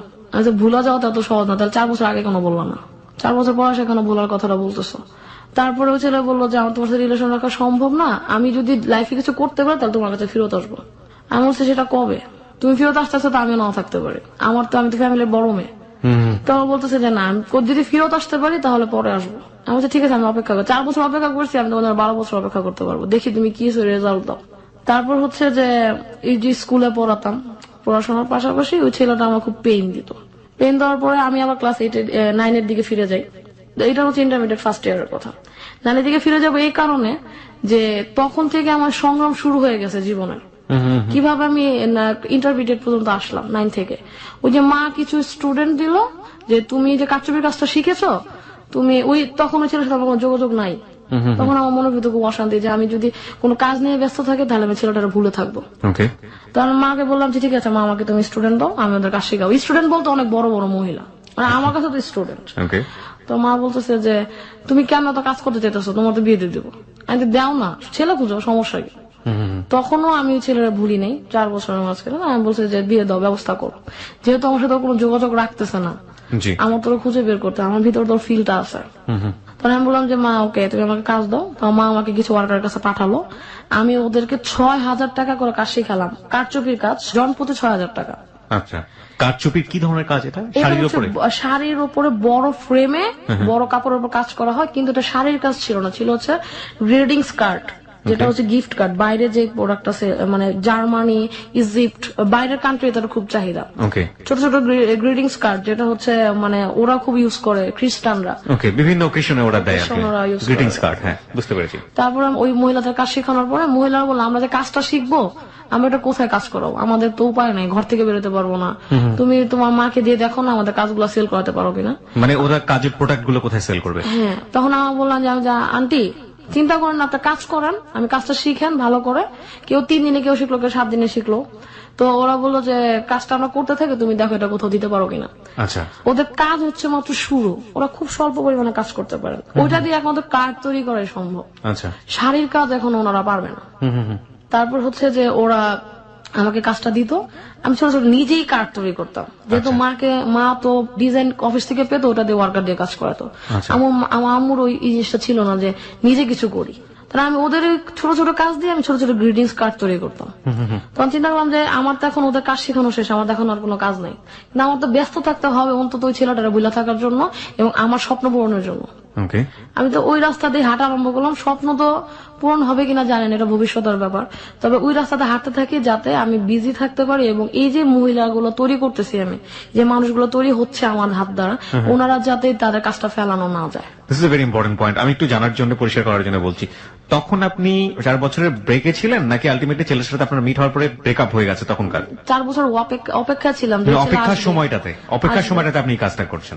ওকে, একটা মানুষ যখন আলটিমেটলি কোনো ছেলের চিন্তা করে, কোনো অ্যাফেয়ারের চিন্তা করে, তখন তার মাথা হ্যাং থাকে। একদম 99% ব্লক। আমি চাচ্ছিলাম যে আমি ব্লক হয়ে যাই, তাহলে তো আমার কেরিয়ার শেষ। আমার তো কেরিয়ারও ভাবতে হবে, ওই ছেলেকে নিয়ে ভাবতে হবে, আমার ফ্যামিলি নিয়েও ভাবতে হবে, প্লাস বিয়েটাও আটকাতে হবে। বিয়ে তো আটকাতে হবে। কারণ বিয়ে না আটকালে ছেলে বিয়ে করুক আমাকে না করুক, কিন্তু আমার তো আমার স্বপ্ন আছে একটা। প্রত্যেকটা মেয়ে যেমন যেহেতু ছোটকাল থেকে একটা স্বপ্ন দেখে, ওটা তো আমার ফিল করতে হবে। তখন আমি টুকটাক ছবি আঁকতাম, একটা আর্টিস্ট স্কুলে গিয়ে টুকটাক ছবি টবি আঁকতাম আর কি। জি।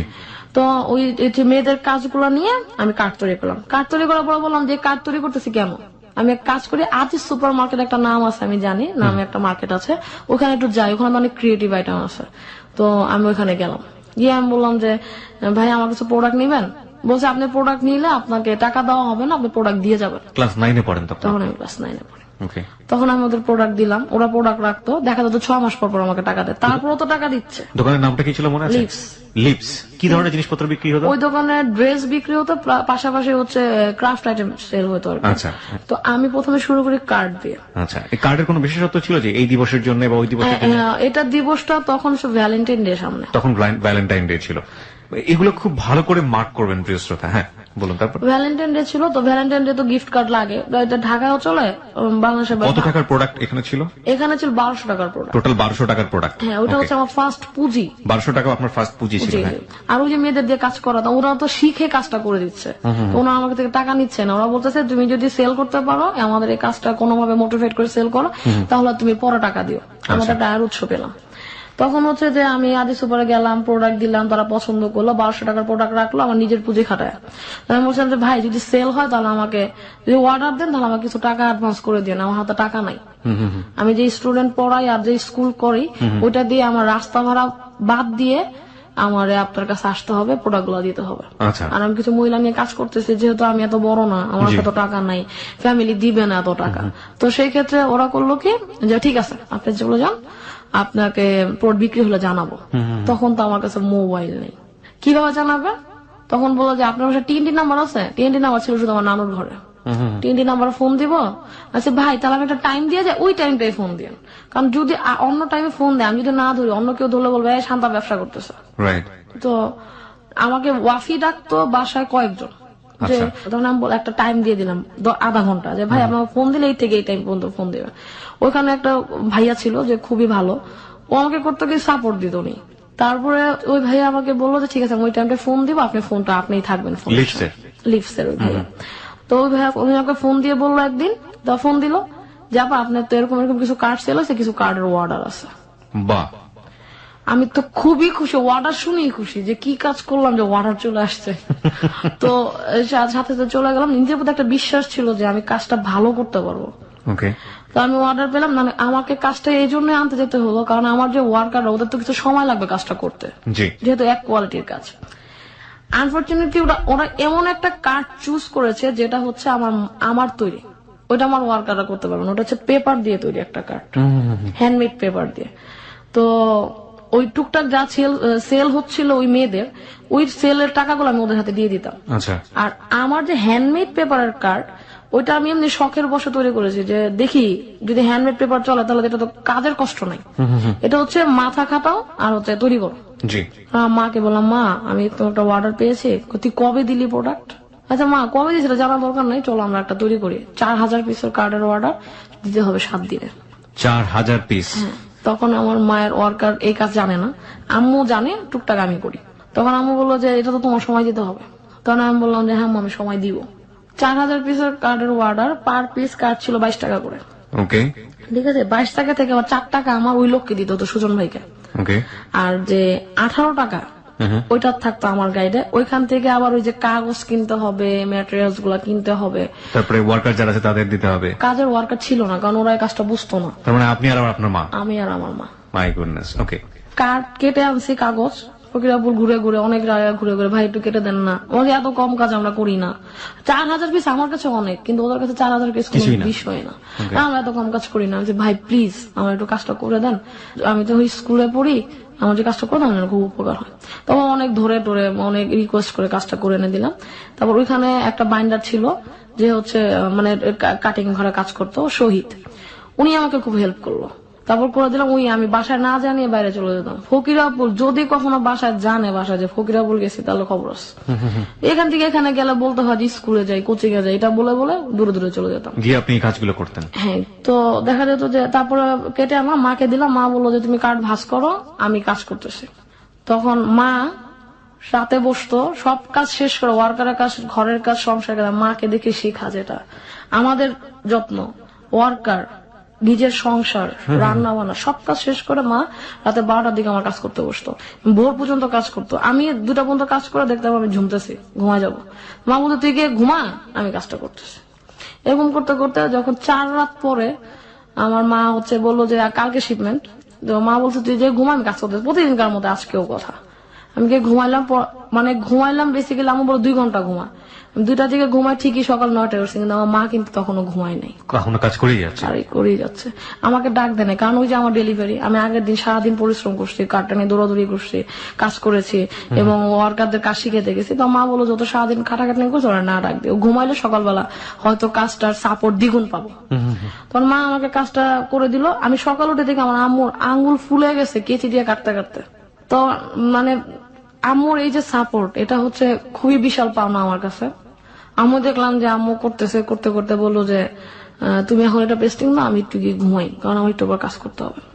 তাহলে আমার চিন্তা হচ্ছে আমি ডেলিভারি দিব বিকাল 5টায়, এর আগে পর্যন্ত আমার মা ঘুমাক, আমি এবার করি। তো মা দেখলাম অনেক কাজ জমা ফেলছে, প্রায় কাজ শেষ, আম্মুর কাজ শেষ হয়ে আম্মু শুয়ে পড়ছে। তো মাকে ঘুমায় আমি কাজ টাজ করলাম, ডেলিভারি সব রেডি করলাম এবং 4টার মধ্যে আমি আমার কাজ শেষ করলাম। করে আমি প্রোডাক্ট নিয়ে চলে গেলাম। আম্মু বলতেছে যে টাকা কি আজকে দিবে? আমি বলছি মা খাটাইছি তো অনেক টাকা, দেখি আজকে দেয় কিনা। তবে উনি ওদিন টাকা দেয়নি, কারণ ওই পেমেন্টটা উনি দিন পায়নি। আচ্ছা। তারপরের দিন বললো পেমেন্টটা নিয়ে যেয়ে এসে, অনেক কষ্টের টাকা, 3 ঘন্টা বসেছিলাম টাকার জন্য, তাও ওই লোক আসেনি, প্রোডাক্ট নিয়ে গেছে, বলছে টাকা কালকে দিব। বায়ারের উপরে কিছু বলার নাই। তো উনি আসলো, পরে টাকা দিল পরের দিন সকালে। পরের দিন আমি আবার ভোরে, মানে সকাল 10টায় মার্কেট খুলে, আমি 9:30 মার্কেটের সামনে দাঁড়ায় আছি। মার্কেট কেচিগেট বন্ধ, এখনো কোনো দোকানপাট খুলে নাই। আমার তো টাকাটা খুব বেশি দরকার, কারণ এটার প্রতি আমার মার যে কষ্ট, ওনাকে কিছু দিতে হবে। আমি এক জায়গা থেকে একজন থেকে টাকাটা নিয়ে কাজটা করছি, ওনাকে কিছু টাকা ফেরত দিতে হবে। আলটিমেটলি আমার হাতে কিছু নাই। আমি কষ্ট করছি আমার মায়ের জন্য, আমি কষ্ট করছি আমার ক্যারিয়ারের জন্য, আমার হাতে কিছু রাখা দরকার নেই, কিন্তু কিছু একটা পুঁজি লাগবে যাতে পরবর্তীতে আমি আবার কাজ করতে পারি। তো ওই কিছু পরিমাণ টাকা আমি রেখে বাকি টাকা ওয়ার্কার আর মাকে দিয়ে দিলাম। ওটা আমার ফার্স্ট ইনকাম, আমার ক্রাফটের ক্ষেত্রে ফার্স্ট ইনকাম। কত টাকা হলো ইনকাম মনে আছে? ইনকাম মনে আছে, ইনকাম পুরো টাকা আমি পাইনি, আমি পেয়েছিলাম 16,000 টাকা। 16,000 টাকা পেয়েছিলেন? 1200 থেকে 16,000। ওকে। তো 1200 থেকে 16,000 আমি পুঁজি রাখলাম 2,000। আমি জানি যদি এরপর অর্ডার পাই 2,000 টাকা দিয়ে কাজ শুরু করবো, বাকি টাকা অ্যাডভান্স নিয়ে আমি কাজ করবো। আচ্ছা। কারণ আমি তো কাজটা করতে পারছি, ওটা আমার নিজের প্রতি নিজের চ্যালেঞ্জ, আমি যে কাজ করতে পারি কিনা। প্রথম ওটা চ্যালেঞ্জ, আমি বললাম এরকম চ্যালেঞ্জ আমি হাজারো গ্রহণ করতে পারবো যদি আমি কাজটা করতে পারি। তারপর যে তখন আস্তে আস্তে মেট্রিক পরীক্ষা দিলাম, ওই কাজের পাশাপাশি কাজ করতেছি, স্টুডেন্ট পড়াচ্ছি, ওই কর্মজীবী শিশুদের স্কুলে পড়াচ্ছি, বাসায় যাচ্ছি, মার সাথে কাজে হেল্প করছি, সব একদম ছোটকাল থেকে সব প্রেশার মাথায় নিয়ে ঘুরি আমি। তো মাকে হেল্প করতাম, মার সাথে রান্না করতাম, স্কুলে যেতাম, মা আমাকে প্রচুর হেল্প করতো, যেহেতু মাকে আমার সাপোর্ট দেওয়া লাগবে। আমার মা আমার মানে গুরু। বাবা প্রথমে সাপোর্ট দিত না, যেহেতু ফ্যামিলির প্রেশার বাবার উপরে ছিল। তারপর বাবা মনে মনে সাপোর্ট দিত, যেটা আমি বুঝতে পারতাম। বাবা আমার ফ্যামিলি দিকে চিন্তা করে বলতো যে থাক, করা দরকার নেই। আমি জানতাম বাবাটা মন থেকে বলতো না। তারপর বাবা কিন্তু আমাকে হেল্প করতো। বাবার ভয়ে আমি রাতে টেবিল ল্যাম্প জ্বালায় কাজ করলো, বাবা কিন্তু বুঝতে পারতো যে ওই ঘরে টেবিল ল্যাম্প জ্বালানো আছে, ও কাজ করতেছে। বাবা বুঝতো, কিন্তু বাবা সরাসরি সাপোর্টটা দিত না। দিলে তো ফ্যামিলির বাইরে যে তুমি তোমার মেয়েকে লাই দিতেছো, এটা বলতো। তো আমার ফ্যামিলি অনেক ভালো, কিন্তু আমি যেটা ভয় পেতাম এটা ভয়। কিন্তু আলটিমেটলি দেখলাম ফ্যামিলি কোনো বাধা দেয় না, বাধাটা আমার ভিতরে। এক ক্ষেত্রে মনে হলো যে যদি বাধাটা কাটায় সামনে যেতে পারি তাহলে আমি গেইনার, না হলে আমি গেইনার হতে পারবো না। তো ইন্টারমিডিয়েট ভর্তি তখন বললো যে শান্তার জন্য ছেলে দেখা দরকার, তো ওর জন্য ছেলে দেখি। ছেলে তো অনেক আগে থেকে দেখতো, তো দেখো একটা ভালো ছেলে পাবো না, এখন তো ইন্টারমিডিয়েট, এখন তো মেট্রিক পাস ছেলে চলবে না। তা বলছে যে কি পাস ছেলে যা, বলছে অন্তত অনার্স, আমি তো ইন্টারমিডিয়েট। অনার্স করতে করতে এটা কত দূর নেই, এটা আমার ব্যাপার, এটাকে আমি অনেক দূর পর্যন্ত নিয়ে যাবো, কারণ বিয়েটা এখন করা যাবে না। বিয়ে করলে হাজবেন্ড করতে দিবে কিনা এটাও একটা কথা। তো চিন্তা করলাম যে এই কাজটা দিয়ে দেখি কিছু দূর আগার জায়গাটা, যতদিন বিয়ে না হয়। তখন আমি করতে করতে ইন্টারমিডিয়েট ফার্স্ট ইয়ারে আমি আলাদা নাস্তা ভর্তি হলাম, কিন্তু মাকে রাজি করলাম, মা আমি 3 মাসের জন্য বাইরের একটা কলেজে ভর্তি হতে চাই। আচ্ছা, বাইরের কোন কলেজ? আমি বাইরের একটা কলেজে ভর্তি হবো, আমি 3 মাস পরে আবার আলাদা নাস্তা চলে আসবো। এটা অ্যাপ্লিকেশনের মাধ্যমে করা যায়। তো মা বললো যে 3 মাস না, তোমাকে আমি 6 মাস সুযোগ দেবো, তুমি বাইরের একটি কলেজে পড়ো। কেন 6 মাস? কেন 6 মাস? মানে আমার তো ফ্যামিলিকে বলতে হয় যে আমি কলেজে যাচ্ছি, কিন্তু বাড্ডার মধ্যে থাকলে আমি কোনো দিনই সামনে আগাতে পারবো না। ও ওকে, তার মানে আপনার টার্গেট ছিল যে আপনি যদি বাইরে 6 মাস থাকেন, এই 6 মাস আপনি ইজিলি মুভ করতে পারবেন আপনার প্রোডাক্টের জন্য। ওকে, এটা হচ্ছে আমার টার্গেট। পাশাপাশি যে ছেলের জন্য আমি অপেক্ষা করতেছি তার সাথে মিট করা। আমার মাথায় অনেকগুলো টেনশন, যে মাকেও ম্যানেজ করা, বাবাকে ম্যানেজ করা, ফ্যামিলিকে ম্যানেজ করা, পাশাপাশি ওই ছেলে এবং আমার ক্যারিয়ার। তখন আমি বলছি আমার টার্গেট ছিল একটা, যে আমার ক্যারিয়ার ডেভেলপ করতে হবে, আমি এই দুস্থদের নিয়ে কাজ করব, এই গরিবদের নিয়ে আমি কাজ করব। তখন আমি বিজ্ঞান কলেজে ভর্তি হলাম। তো ভর্তি হওয়ার পরে গেল 1 মাস কোন রকম। সেকেন্ড মাসে আমার ফ্রেন্ড ছিল কিছু, এই কলেজের বিজ্ঞান কলেজে কিছু ফ্রেন্ড তৈরি হলো। ফ্রেন্ডের মধ্যে একটা ফ্রেন্ড যে রিয়েল ফ্রেন্ড হিসেবে বেরোয় আসলো, ওর নাম হচ্ছে সৌরভ চৌধুরী জুয়েল। তো ও বললো যে তুই তখন আমি ওয়াফি হিসেবে পরিচিত সবার কাছে, ওয়াফি তুই কি করতে চাস? তখন আমি বললাম যে দোস্ত আমার তো এরকমের কিছু চিন্তা ভাবনা আছে, আমি এই জন্যই বাইরে বের হয়েছি, যে আমি কিছু করতে পারি কিনা। বাসায় যেতাম, কলেজ শেষ করে বাসায় যেতাম, কিন্তু ওইটুক সময় আমার কাজটা করা লাগতো, পড়াশোনার পাশাপাশি কাজ। তখন আমি আমার ফ্রেন্ড বললো যে তুই আজ যেদিন একটা জায়গায় প্রোডাক্ট দিতেছিস, দোস্ত আমি আরেক জায়গায় যাবো, কিন্তু ওই জায়গায় কেউ সাথে নিয়ে যেতে হবে। তখন বলছে আমি তোর সাপোর্ট দিব। তখন ও বললো যে চল যাই। তখন আমি প্রোডাক্ট নিয়ে আসলাম, আমার প্রোডাক্ট নিয়ে আমি ওই জায়গায় গেলাম। কোথায় সেটা? সেটা হচ্ছে আজিজি নিচতলা একটা দোকান। এটা হচ্ছে তখন প্রথম ক্রাফট আইটেম ওরা তৈরি করে। আচ্ছা, একদম পুরো দোকানটা কোনো কাপড় চোপড় না, শুধু ক্রাফট আইটেম। ওকে, তো ওখানে গেলাম। ওখানে যাওয়ার পর ওরা আমাকে অর্ডার দিল যে আপনার কাজ পছন্দ, আমরা এই ধরনের কাজ চাচ্ছি, আপনি আমাকে কাজ দেন। তখন আপনি হাতের কি কাজ করেন? শুধু কার্ডই তৈরি করেন? আমি তখন হ্যান্ডমেড পেপারের কার্ড তৈরি করি এবং একটা অ্যালবাম তৈরি করে ফার্স্ট ওই যে দোকানে আমি যাই আজ ওই দোকানে নিয়ে যাই অ্যালবাম। মানে আপনি এটা নিজে থেকেই তৈরি করলেন? নিজে থেকেই ক্রিয়েট করে তৈরি করলাম, যে দেখি মানে সবাই তো ছবির অ্যালবাম বানায়, আমি একটা বানাই। কি দিয়ে আপনি ছবির অ্যালবাম বানালেন? ছবির অ্যালবাম বানালাম হ্যান্ডমেড পেপারের কাগজ দিয়ে। হ্যান্ডমেড পেপারটা কোথা থেকে আসে? হ্যান্ডমেড পেপারটা আমি তখন কিনে আনতাম, সোর্স নামে একটা জায়গা আছে, সোর্স আসাদ গেটে। এগুলো তো আপনি তখন কোথাও শিখে নেন নিজের আইডিয়া, নিজের ক্রিয়েটিভিটি দিয়ে? ওই যে আমার ইচ্ছা কিছু একটা করবো জীবনে। ওকে, প্রিয় শ্রোতা, আমরা এই জায়গাটায় ছোট্ট একটা বিরতি নিতে চাই এবং আপনাদেরকে বিশেষ কিছু ছবি আমরা দেখাতে চাই। যে সময়কার গল্প উনি বলছেন, উনি তখন ইন্টারমিডিয়েটে পড়েন, ক্লাস 9 থেকে শুরু করেছেন।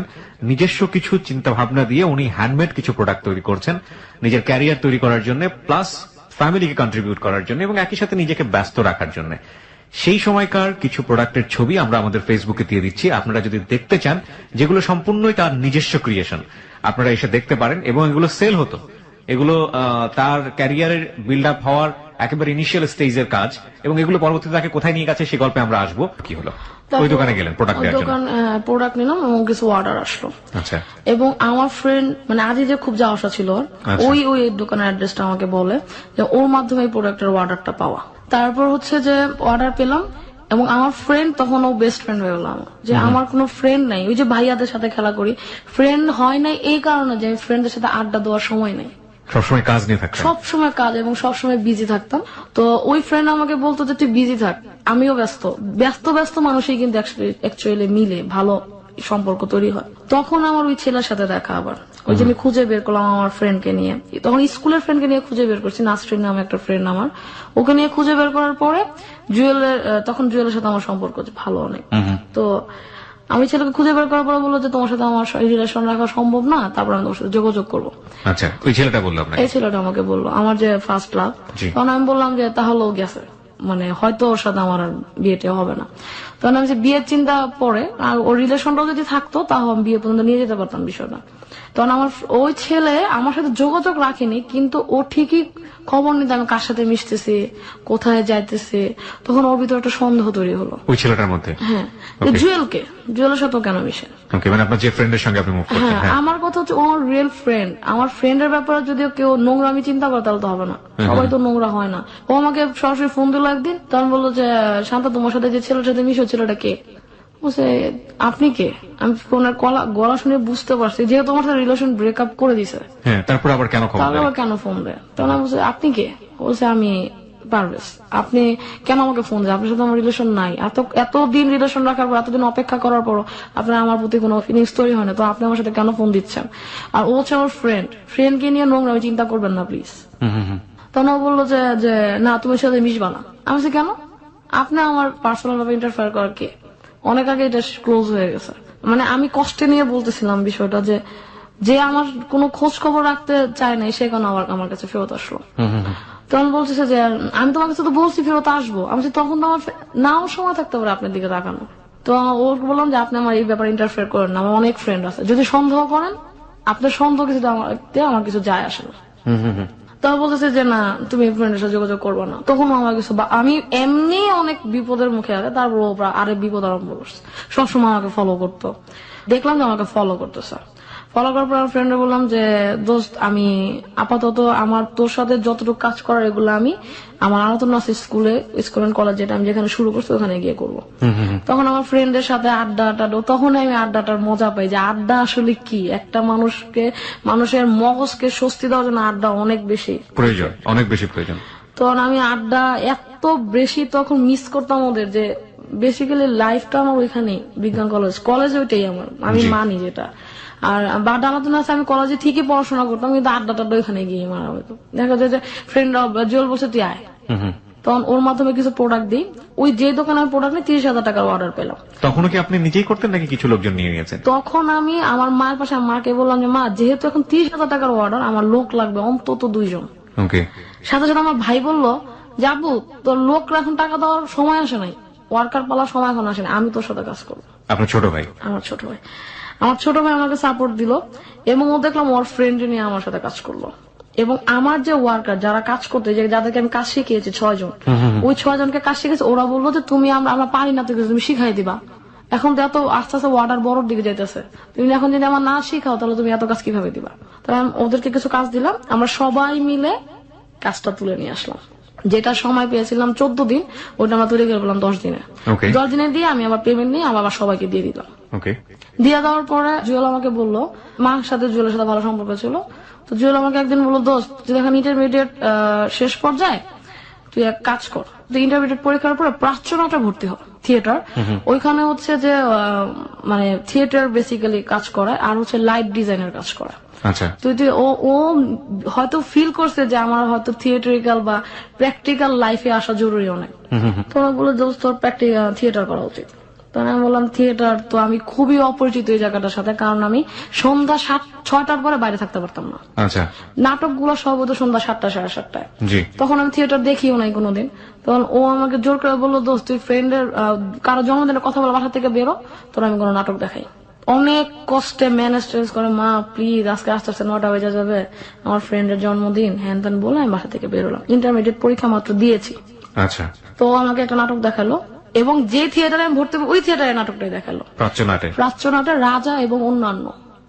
এই নাটকটা আমাকে দেখালো, আমি খুব ইমপ্রেসড। আমি বললাম যে আমি থিয়েটারে ভর্তি হবই।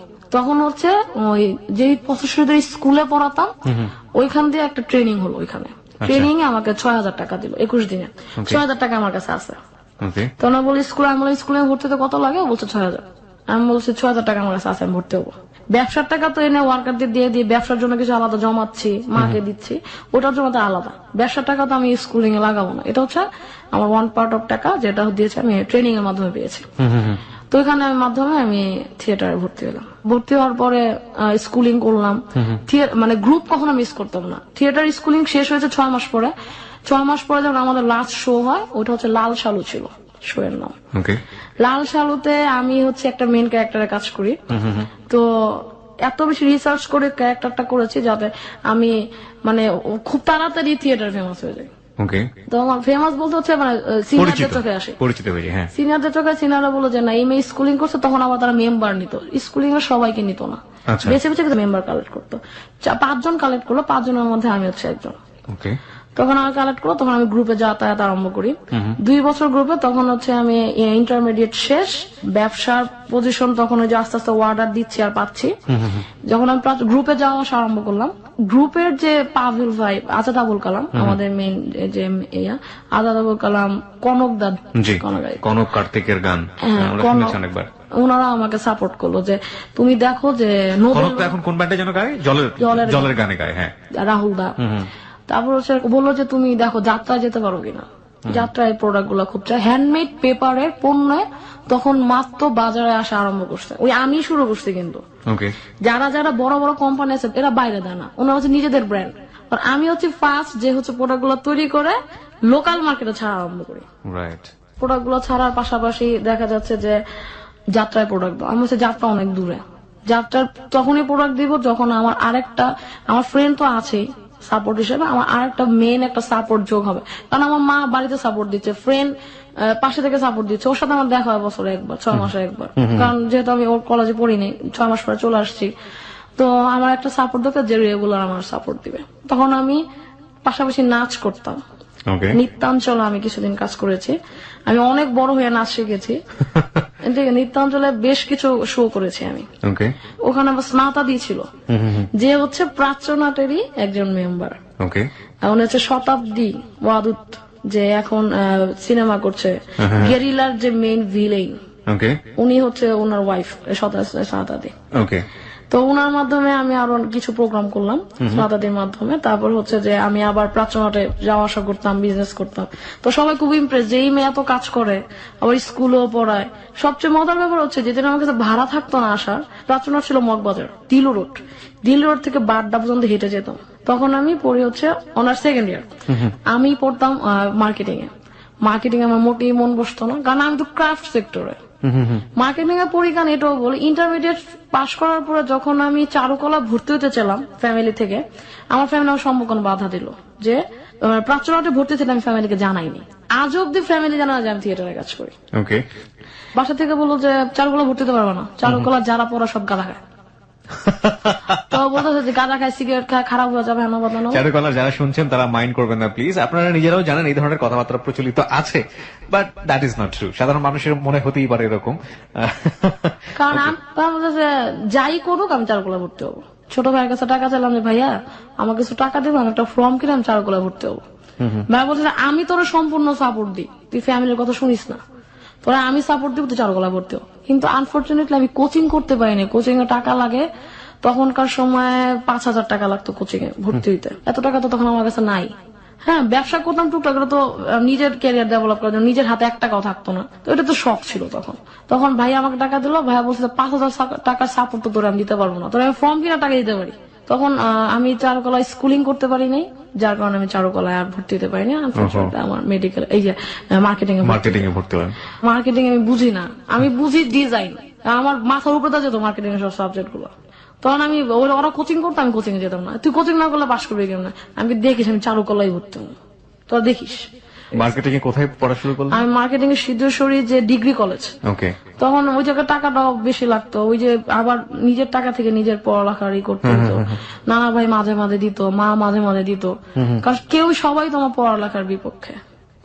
যখনই পারে ধরে বিয়ে দিয়ে দেয়। হ্যাঁ, পারলে তো ওই সময় বিয়ে দেয়। ওই যে আমার বলতেছে যে তুই বললি ইন্টারমিডিয়েটের পর বিয়ে করবি, ছেলেই তো দেখো না, বিয়ে করবো কি আমি। তখন আমার ক্যারিয়ার, একটাই চিন্তা, ক্যারিয়ার। যে হচ্ছে আমাকে দুঃখ দিছে, কষ্ট দিছে, তার কাছে আমি ফেরত যাবো না, আমার ক্যারিয়ার নিয়ে আমি আগাই। তো প্রাচ্যনাটে ভর্তি মানে আমার রান করতে থাকি, টুকটাক কাজগুলো করতে থাকি। এরপর আমার পরের একটা ব্যাচ আসে, তো ওই ব্যাচটাকে নিয়ে আমরা কাজ করতাম, র্যাক দিতাম, হ্যাঁ তোমরা নতুন আসছো না, এটা ঝাড়ো দাও, এটা করো, এটা করো। তো আমি এটা করতাম না, আমি হচ্ছে ডিফারেন্ট, মানে আমারও কাজ তো করতেই হবে। গ্রুপে আসলে কাজ করতে হবে। গ্রুপ মানেই হচ্ছে একটা কাজের জায়গা, এই জায়গায় আজাইরা সময় দেওয়ার সময় নেই। আর আমার আজাইরা সময় দেওয়ার সময় না মানে হচ্ছে আমার যেইভাবেই হোক রাত 8টা থেকে 8:30টার মধ্যে বাসায় থাকতে হবে। আমি যাই তারা হুড়া করে, আমি গ্রুপে খুব ফেমাস তো, যে ওয়াফি আসলে চা খাওয়া যাবে, ওয়াফি আসলে এই কাজটা খুব তাড়াতাড়ি হবে, ওয়াফি আসলে মাস্ক বানাতাম মুখোশের গ্রুপে, ওয়াফি আসলে এই মাস্কটা তাড়াতাড়ি হয়ে যাবে, কারণ ও কাজ জানে। আমার পরের ব্যাচের একটা ছেলে আসলো, রাজেশ, ও আমার অনেক বড় সিনিয়র। তো ও বললো যে তুই কি কি কাজ করিস আমার বল, তোর সাথে আমি কাজ করি। ডিফারেন্ট দেখলাম, সবচেয়ে ছেলেটা ডিফারেন্ট। সে হচ্ছে সবাই বললো যে রাজেশ না আমার একটু খাও, নিজের টাকা পকেট থেকে টাকা দিয়ে সে খাওয়া আরম্ভ করেছে, যেহেতু তার পড়ালেখা শেষে একটা বিজনেস করতেছে, সে সবাই খাওয়ানো আরম্ভ করে। আমার খুব রাগ লাগতো যে ওরা যদি খায় তো নিজের টাকা দিয়ে খাবে, তুমি ওইটার সাথে টাকা দিতে পারো যে আমি এত টাকা দিলাম বাকি টাকা তোমার ম্যানেজ করো, কিন্তু তুমি সবার বিল কেন দিবা? আমার তো গায়ে লাগতো, কারণ আমি তো কষ্ট করে টাকা কামাই, আমি তো জানি যে টাকাটা কত কষ্ট। তাই বললাম তুমি এক কাজ করো, তুমি টাকা ওদের না খাও, একদিন হুন্ডায় তেল ভরবো, আমরা দুজন মিলা পুরো ঢাকা শহর ঘুরে বলো। তখন আমার বোধ হয় তোর নিয়ে ঢাকা শহর ঘুরবো কেন? আমি কাছে আমার নিয়ে ঘুরো দরকার, তুমি নিজে নিজে ঘুরো। তো ও আমাকে পছন্দ করা আরম্ভ করলো এই কারণে যে আমি নিজে খুব আত্মকেন্দ্রিক। রাজেশ ছেলেটার নাম? রাজেশ ছিল তো। তো ও আমার সাথে ঘুরতো, আমরা সময় পেলে বাইকে উঠা ঘুরা আরম্ভ করতাম। তো ও আমার সাথে প্রথমে বলো তুই কি কি কাজ করিস আমি একটু দেখতে চাই, গ্রুপে তোর খুব প্রশংসা, তুই খুব ক্রিয়েটিভ, তুই কিসের ক্রিয়েটিভ আমি দেখতে চাই। সবসময় পৌঁছে তুই তো হিডেন ট্যালেন্ট, আয় তোর কি কি কাজ আমি দেখি। তা দেখি আমার দোকানে তোর কিছু কাজ উঠানো যায় কিনা। ও ছেলের ব্যবসা ছিল? হ্যাঁ, ওনার ব্যবসা হইতেছে যে স্টেশনারিজ এর ব্যবসা, স্টেশনারিজ, ওকে। পাশাপাশি গিফট আইটেম। গিফট আইটেম, ওকে। তো আমি বলে তুই আমার দোকানে প্রোডাক্ট দেয়, আমি তাহলে তো তোমার আমার প্রোডাক্ট গুলো দেখতে হবে, চলো আমি তোমার দেখাই। তো একদিন আমি ওর কাছে টাইম নিলাম যে ভাইয়া তুমি আমার সাথে আসো, আমি তোমার আমার যে জায়গাগুলো আমি সবচেয়ে মনে চিনাবো। ওকে। তো ওর যখন আমি জায়গা চিনালাম, আলটিমেটলি দেখলাম যে যে যে জায়গা ওর নিয়ে যেতেছে ওই সব জায়গা ওরে চিনে ভালো। তো রাজেশ ভাই এই মেয়েটাকে এই আপুরো তো অনেক আগে থেকে চিনি, তো আপনার আপুর সাথে যোগাযোগ কিভাবে? ও বলতেছে যে আমরা একই গ্রুপে কাজ করি। তো ও আমাকে দেখে আর চিন্তা কর, ও হচ্ছে খুব বড় ফ্যামিলির ছেলে, পুরান ঢাকার একদম ঢাকাইয়া। তো ও আমার এই স্ট্রাগল দেখে রীতিমতো অবাক যে একটা মেয়ে কিভাবে স্ট্রাগল করে। তখন ও বলছে তো আজ যে কোন জায়গায় তোর প্রোডাক্ট আছে, যেহেতু আমার অনেক সিনিয়র, আমি আমার তুই করে বলতাম, ভাইয়া ভাইয়া করে বলতাম। আমি বলছি আজ যে কই প্রোডাক্ট আছে চলো তোমার দেখাবো। তো আমি দেখালাম প্রোডাক্ট, ও খুব ইমপ্রেসড আমার প্রোডাক্ট দেখে যে একটা মেয়ে হইলে এরকমই হওয়া উচিত। তো বললো যে আমার অনেক পরিচিতি আছে, আজ যে তুই আরো প্রোডাক্ট দিতে পারবি ইচ্ছা করলে। আমি বললাম যে ঠিক আছে। তখন আমার ফ্রেন্ডকে একদিন ডাক দিলাম, জুয়েলকে, যা জুয়েল আমার মা, দুজনের সাথে ওর সাথে পরিচয় করাই দিলাম। তো আমার ফ্রেন্ড খুব পছন্দ করে, আমার ফ্রেন্ড তখন ব্যাপারটা বুঝতে পারতেছে যে ও তো ওরা তো একদিক থেকে ঘুরায় নিয়ে আসছে, ও তো আরেকদিকে এখন ওর ব্যস্ত হওয়া উচিত, যদিও ছেলেটারা পছন্দ করে বা ছেলে যদি ওর কাজ পছন্দ করে বা ওরে পছন্দ করে, যাতে ওরা মিট হয় একসাথে। ফ্রেন্ড মানে আপনার জুয়েল? আমার ফ্রেন্ড জুয়েল। ওকে। তখন ও বললো যে ঠিক আছে তুই ওরে সময় দে। তখন মানে ইসে বললো যে রাজেশ ভাই আপনি ওরা সময় দেন, আমি তো পারতেছি না। আমার ফ্রেন্ড তখন জাহাঙ্গীরনগরের ড্রামাটিক্সে পড়ে, তো জাহাঙ্গীরনগর থেকে এসে আমার সময় দিতে পারতো না। আর আমার কোনো ফ্রেন্ড নাই যাকে নিয়ে আমি বিভিন্ন জায়গায় মুভ করবো। মেয়েদের একা চলা খুব রিস্কি। ওকে। তো মা বললো যে ঠিক আছে রাজেশ তুমি ওরা নিয়ে একটু কাজ করো, ও তো আমার মেয়েটা অনেক কষ্ট করতেছে, পাশাপাশি বিয়ে হয়ে যেতে পারে যে কোনো সময়। ও বললো যে আন্টি এখন কি বিয়ে দিবেন, বিয়েরও পরে দেন, ও কাজ করতেছে কাজটা করতে দেন। তখন মানে আমি বুঝতে পারলাম যে হয়তো আমার পছন্দ করতেছেন, কিন্তু আমরা কেউ কেউ বলতাম না। মানে বিষয়টা হচ্ছে একটা ফ্যামিলির অনুযায়ী যে বিয়েটা আমি করবো ওই ছেলেটা আমার মন মতো হবে না, কিন্তু এই ছেলেটা পারফেক্ট। তো ও বললো যে তুই আমার বিজনেস দেখতে একদিন। আমি বলছি যে না তুমি বিজনেস দেখে কি হবে, তুমি যদি পারো আমার প্রোডাক্ট গুলো তোমার দোকানে উঠাও। তখন ও আমাকে একটা সাপোর্ট হিসাবে কাজ করতো, ও বিভিন্ন জায়গায় আমার সাথে যেত, ওর পরিচয় দেখলাম 2 টাকা কাগজের দাম কমে যেত, মানে এরকম একটা। আমি বলছি 2 টাকা যদি পার পিস কাগজে কমে তাহলে তো 10 টাকা কাগজে তো অনেক টাকা কমে যায়, তুমি আমার সাথে চলো। তখন ওর মাধ্যমে কিছু কিছু জায়গায় আমি যাই, ওর খুব পরিচিত। তো যেদিন ও বলতেছে একদিন তুই আমার দোকানে, ওই দিন আমার বাসায় একটা ছেলে মানে দেখতে আসে, এবং ওই দিনই আমার মানে বিয়ে দিয়ে দেবে, কাবিন হয়ে যাবে আমার একটা ব্যাপার। তখন আমি বলছি যে আমি আজকে ভাগলেই তো দেখতে পারবে না, আমার তো কিছু জানাই না, আমি জানি না বিষয়টা, আমি জানি কিন্তু আমি বলবো যে আমি জানি না। তখন আমি বাসা থেকে বের হয়ে গেলাম, আমার খুব মন টন খারাপ। আমি গেলাম ওর দোকানে লক্ষ্মীবাজার খুঁজতে লোকাল বাসে উঠলাম, লোকাল বাসে উঠে যাইতে ততক্ষণ লাগে। তো গিয়ে নামলাম, হাঁটতে হাঁটতে দোকানে গেলাম, গিয়ে বলে দেখ এটা আমার বিজনেস। এখন আমি বুঝলাম না যে ওর বিজনেস আমার কেন দেখাইতেছে। তখনও কিন্তু আমরা দুজনরে পছন্দ করি, কিন্তু কেউ কেউ বলি না, কারণ আমার ভিতর তো একটা ভয় যদি এটাও যদি হয়ে যায়। আর ও বলতেছে যে ও তখন একটা মেয়ের সাথে অ্যাফেয়ার করতো, 10 বছরের অ্যাফেয়ার ছিল। ওই মেয়েটা প্রচন্ড পরিমাণ বিরক্ত করতো ওরে। আচ্ছা, মানে বাসায় এসে বসে থাকতো, কোনো ফ্যামিলি নেই, কিছু নাই, মানে আয়সা সবসময় মানে ঘুমের ওষুধ খেয়ে ফেলতো, এই মানে সিনক্রেট করতো। তো বলছে যে বিয়ে ওর করবে, এটা আমি বুঝে ফেলছি। তো একদিন গ্রুপে যখন ওই মেয়েটা আসে তখন বলছে দেখ, সবাই বলছে দেখ মিসেস রাজেশ আসছে। আমি তখন রাখলো, তুই জানো যে মিসেস রাজেশ, তুই জানো যে রাজেশ ভাইয়ের বউ হইব।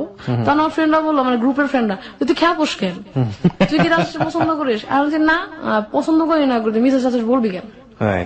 তখন ও বলতেছে যে না আচ্ছা ঠিক আছে বলবো না আর। তারপর ওই ছেলে বললো যে দেখ আমার বিজনেসটা দেখছিস? আমি হ্যাঁ দেখছি। কয় তাহলে এক কাজ কর, আরেকজনের সাথে তোর পরিচয় করাই দিব। তো আর কিছু কিছু মানুষের সাথে পরিচয় করে দিল, আমার ওর বাসায় নিয়ে গেল আমাকে।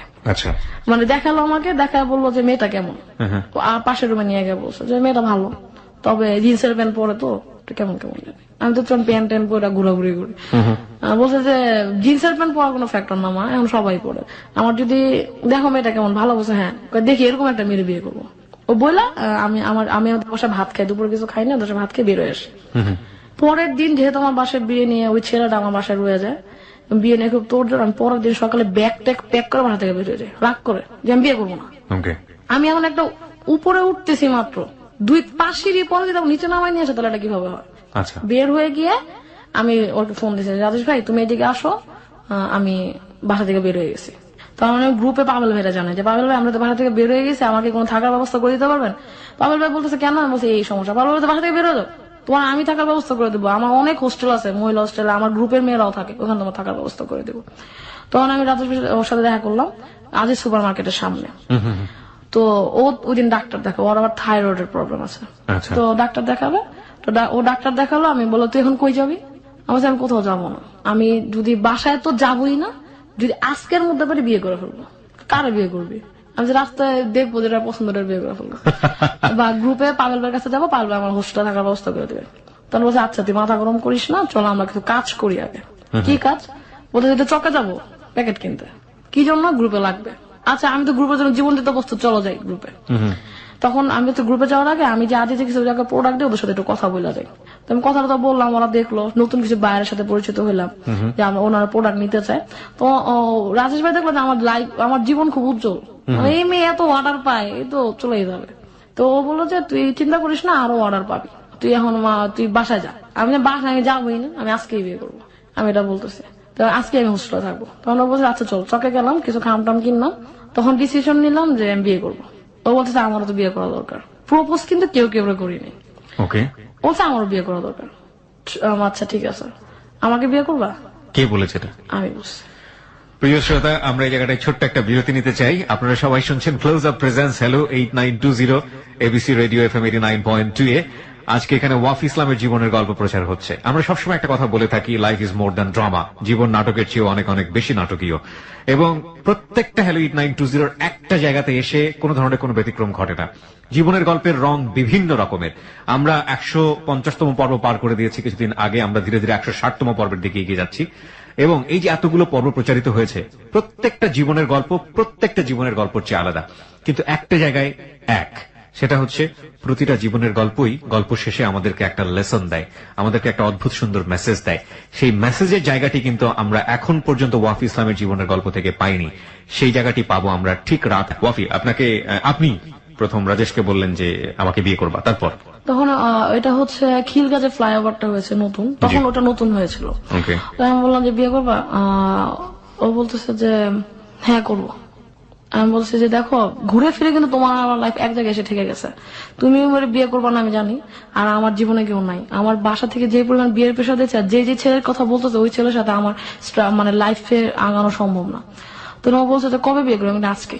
বলছে সময় 1 ঘন্টা পাবি, এর মধ্যে করবো? যে হ্যাঁ এর মধ্যে বিয়ে করবো।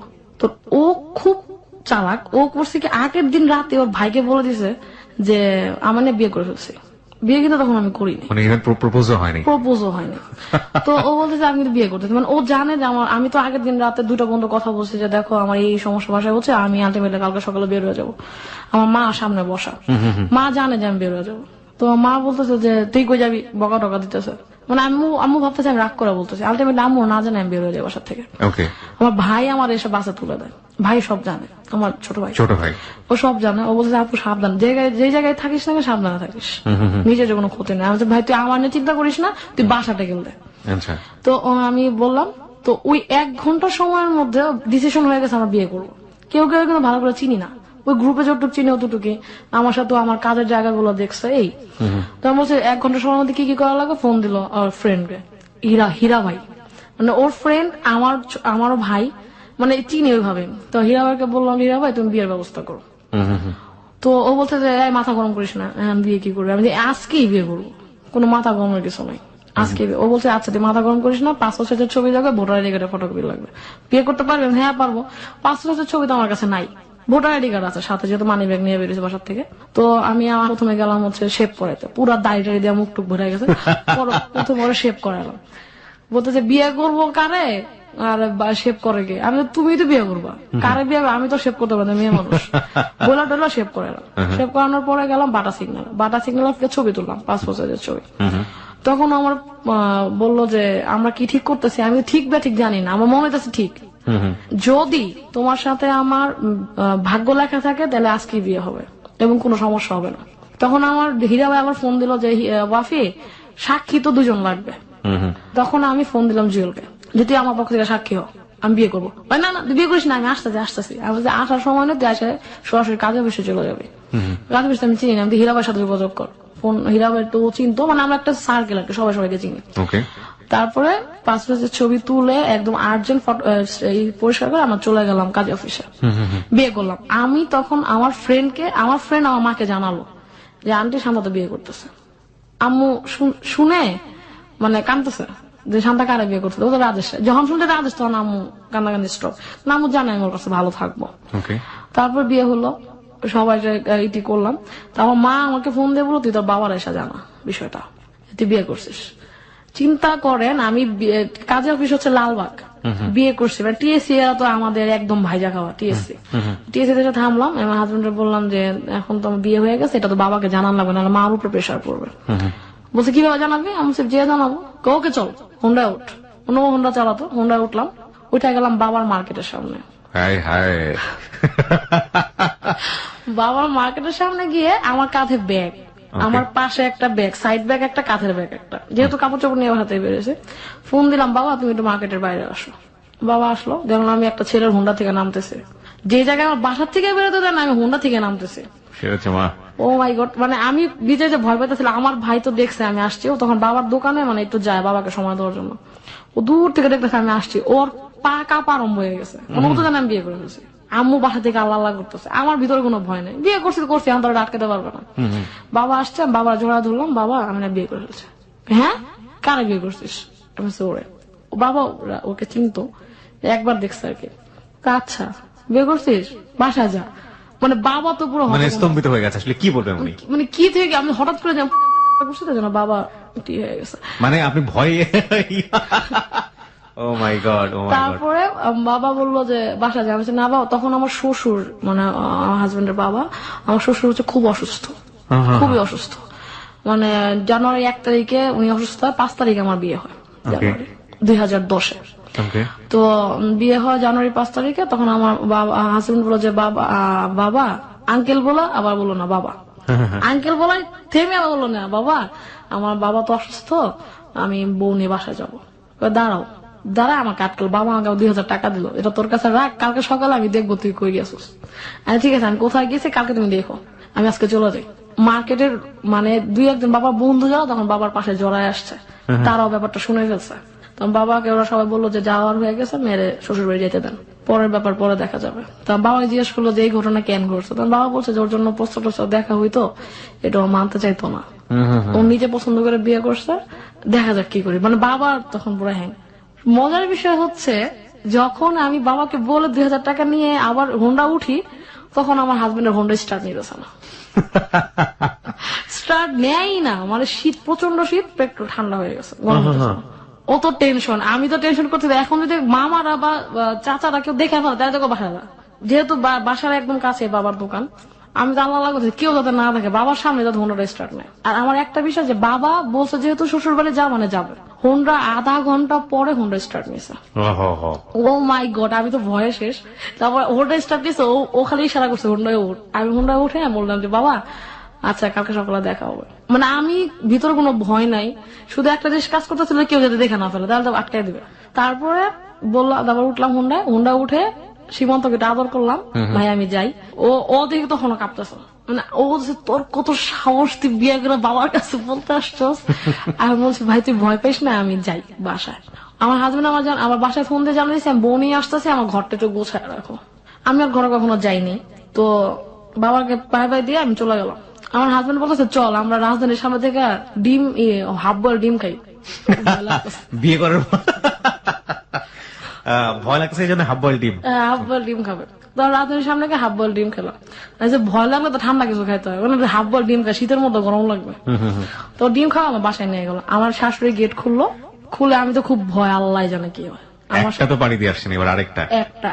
একটা কোনো ম্যানেজ করেছে না, আরেকটা ঢুকলাম, শাশুড়ি সালাম করলাম।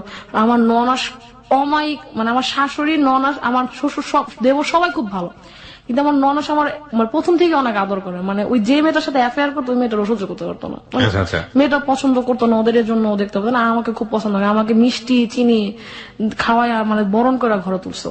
তা আমার শাশুড়ি আমাকে মিষ্টি খাওয়াইলো, আমার শ্বশুরের সালাম করলাম, সালাম করার পরে বলে সে তো আমাকে আগে দেখছে, বলছে ঠিক আছে তুমি সুখী হও বলে আমি আমার ঘরে পাঠাই দিল। ঘরে গিয়ে তো আমি পুরো মানে হতভম্ব, এত বই মানুষের ঘরে কেমনে আসে। আমার হাজবেন্ডের পুরা ঘর বই, আর শুধু একটা বিছানা আছে, মানে একটা খাট আছে, আর আশেপাশে বই ছাড়া কিছু চোখে দেখা যায় না। খাটটা খুব পরিষ্কার, আর ও খুব যেহেতু ছেলে ব্যাচেলর, ওর জামা কাপড় সব ইস্ত্রি করে একদিকে ভাঁজ করা, আওয়া গোছালো সব একদিকে ভাঁজ করা, খুবই অগোছালো, কিন্তু সারা ঘরে বইগুলো শুধু গুছানো। মানে আমি আনুমানিক তখন ধরতে পারি ওর ঘরে 4000 বই আছে, এত বই। মানে সে সংগঠন করে আমার অনেক আগে থেকে। তখন আমি প্রচুর ঘরে গেলাম, ঘরে গিয়ে আমার শাশুড়ি হীরার আংটি দিয়ে বরণ করে নিল, আমার হীরার আংটি শাড়ি টাড়ি পরা। তখন ওই সমস্যা জামাই বললো কি যে আমি, আমার দেবর আসলো, বলছে আমি বিয়ের শুক্রানা নামাজ কিভাবে আদায় করা যায় সবার সামনে। আমি তো খুব লজ্জা হয়ে গেলাম যে সমস্যা যেটা বলার। খুবই ফানি ফ্যামিলি, খুবই মজার ফ্যামিলি আমার শ্বশুর বাড়ির লোকজন সবাই। তখন আমার শাশুড়ি খুব হেজিটেশন করে এইভাবে পড়তে হয়। আমার দেবর বলে দাঁড়াও আমি বই দেখে আসি কিভাবে পড়তে হয়। তো খুবই মজা। আমার ননাস, আমার ভাগ্নি আছে একটা, আমার ননাসের মেয়ে, আমার 2টা ননাস, বড় ননাস আমাদের বাসায় থাকে আর ছোট ননাস থাকে উত্তরা। সবাই খুব ভালো, ছোট ননাসের 2 ছেলে মেয়ে সবাই খুব ভালো, সবাই খুব মজার। তো আমি বাসায় এসে আম্মুকে ফোন দিলাম যে মা আমি বিলিভ করতে পারতেছিলাম এমন একটা ফ্যামিলিতে আমার বিয়ে হয়েছে। আম্মু তো কাঁদতেছে, সত্যি ওরা অনেক খুব ভালো। আমি হ্যাঁ এখন পর্যন্ত দেখছি খুব ভালো, তার মানে ভবিষ্যতে খুব ভালোই থাকবে, আমি খুব ভালো থাকবো। তারপর যাই হোক বিয়েটা হলো খুব অ্যাক্সিডেন্ট। আমার এই বিয়েটা হচ্ছে অ্যাক্সিডেন্ট ম্যারেজ, লাভ ম্যারেজ না, সেটেল ম্যারেজ না, অ্যাক্সিডেন্ট ম্যারেজ, এটাই বলি সবাইকে। তারপর হচ্ছে যে বিয়ের পরে সবাই খুব সাপোর্ট দিল আমাকে, আমি থিয়েটার করা শুরু করলাম। মানে বাসায় জানা নেই যে আমি ব্যবসা করি। তো আমার হাজবেন্ড আমাকে বললো যে তুমি ব্যবসা করো, এটা এখন কেউ জানার দরকার নেই, তুমি আগে থিয়েটারটা শুরু করি আমরা। ও বিয়ের পর আমার তুই করে বলো, তুমি করে বললো আমার হেজিটেশন লাগতো, তুই করে বলাটাই বেটার, তুমি আমার তুই করে বলো। তারপর বিয়ের পর থিয়েটার করা শুরু করলাম, পাশাপাশি হচ্ছে বিজনেসটা বাসায় না জানায় করতাম, পরে জানাবো যেহেতু আমার হাজবেন্ড আমার সাথে আছে। এখানে একটা বিষয় একটু লক্ষ্য করেন, বিশেষ করে একটা মেয়ের জন্য যদি এই কাজটা একটা ছেলে করতো একটা পরিবারে, তাহলে তাকে কতটা কংগ্রাচুলেট করা হতো, কতটা অভিনন্দন দেওয়া হতো, কতটা সহযোগিতা করা হতো। একটা মেয়ে শুধুমাত্র সদ ইচ্ছা এবং নিজের ইচ্ছা, না পেয়েছে বয়ফ্রেন্ডের কাছ থেকে সাপোর্ট, না পাচ্ছে তেমন একটা ফ্রেন্ডের কাছ থেকে সাপোর্ট, না পাচ্ছে ফ্যামিলির কাছ থেকে সাপোর্ট, এবং শ্বশুর বাড়িতে গেল সেখানেও গোপন রাখতে হতো যদি তারা ব্যাপারটাকে সহজভাবে না নেয়। এবং তারপরও মনের শুধুমাত্র একান্ত ইচ্ছা দিয়ে সে কিন্তু একের পর এক এগিয়ে যাচ্ছে, এবং এগিয়ে যাওয়ার গল্প যেখানে সে দাঁড়িয়েছে সেটা নিঃসন্দেহে আমাদেরকে অনেক বেশি অবাক করবে। এটাই হচ্ছে আমাদের আজকের হ্যালো 920 লেসন।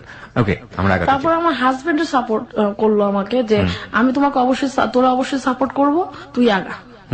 তখন আমি বললাম 2010-এ বিয়ে হয়, তখন আমি বললাম যে একটা মেলা করা যায় কিনা দেখো তো, আমার যে প্রোডাক্ট গুলা অনেকে তো জানে না প্রোডাক্ট গুলা বানায়, তোমার মধ্যে তুই 1-2টা প্রোডাক্ট নিয়ে কি মেলা করবি। হাজবেন্ড বললো যে আমি বললাম যে আমি তো এত জায়গা যাই না, এখন বিয়ের পরে কিভাবে এত জায়গায় যাবো। বলছে তোর কোথাও যাওয়া লাগবে না, আমি তোর সব জোগাড় করে দেবো, তুই ঘরে বসে প্রোডাক্ট বানাবি। আচ্ছা, প্রয়োজনে তুই বাড্ডা যাবি, মানে বাড্ডা থেকে সীমান্তকে ডেকে নিয়ে আসবি, ঘরে বসে প্রোডাক্ট বানাবি। তো বিয়ের পরে তো অনেক কাহিনীতে বললাম, আরো অনেক কাহিনী আছে। পরের দিন বাবা আসলো মিষ্টি টিষ্টি নিয়ে, পরে মানে হলো 3 মাস পরে আমার এই আবার একটা গেট টুগেদার হয়। এটা এই হয় একদম কোনো সমস্যা নেই। আমার শাশুড়ি শ্বশুর খুব ভালো মানুষ, আমার বাবা মা খুব সহজভাবে ব্যাপারটা মেনে নিয়েছে, এবং খুব সহজভাবে এবং খুব ভাবে আমার ধুমধাম করে আমার পড়া উঠাই দিছে। তখন আমি 3 মাস পর চিন্তা করলাম যে আমার হাজবেন্ড বললাম একটা মেলা করা যায় কিনা দেখো তো। মেলা করলে তো বাসা সবাই জানা যাবে, আমাকে জানো আমি তো কোনোদিন বাধা দিবে না, সাপোর্ট দিবে। আমার শাশুড়িকে আমি বলতাম, তারপর ঠিক আছে তাহলে এটা দিয়ে শুরু হোক। কোনো সবকিছু অ্যারেঞ্জ করে এনে দিল, আমি আবার বিয়ের যাদের যাদের প্রোডাক্ট দিতাম তাদের থেকে প্রোডাক্ট দিই, এবং একটা মেলা করলাম 2010-এ। কোথায় করলেন? বাংলা একাডেমিতে। বাংলা একাডেমিতে মেলা করলেন সম্পূর্ণ আপনার নিজের প্রোডাক্ট? সম্পূর্ণ আমার নিজের প্রোডাক্ট দিয়ে। My goodness. এবং প্রচুর সেল হইলো, মানে যা বানাই রাতে বানাই দিনে এসে সেল। মানে প্রতিদিন বানাতাম, প্রতিদিন সেল করতাম। যেহেতু আমার কোনো ওয়ার্কার ছিল না, ওই যে কয়েকজন ওয়ার্কার, তখন তো শ্বশুর বাড়ি থেকে বের হওয়া সম্ভব না, ওই আম্মুকে ফোনে বলে বলে যতটুকু করতে পারতাম। আমার হাজবেন্ড দৌড়ায় গিয়ে বাড্ডায় থেকে ওগুলো নিয়ে আসতো। মানে এই লোকটা, আমার হাজবেন্ড এত বেশি পরিশ্রম আমার পিছনে দেয়, মানে অবাক করা যে একটা মেয়েকে একটা হাজবেন্ড যদি এই পরিমাণ হেল্প করে, তাহলে একটা মেয়ের পক্ষে সামনে আগা যাওয়া কোনো ব্যাপার না। বাহ, মানে সম্পূর্ণ সাপোর্ট, ফ্যামিলি কোনো কোশ্চেন করতেছে ও আনসার করতেছে, আমাকে প্রোটেক্ট করতেছে। আবার আমাকে যখন ওর ব্যাপারে কোনো করতেছে, ও কেন এটা কেন করে, থিয়েটার করলে তো টাকা দেয়, তখন আমি বলছি আমি করুক না, নিজের শান্তির জন্য কিছু করা লাগে।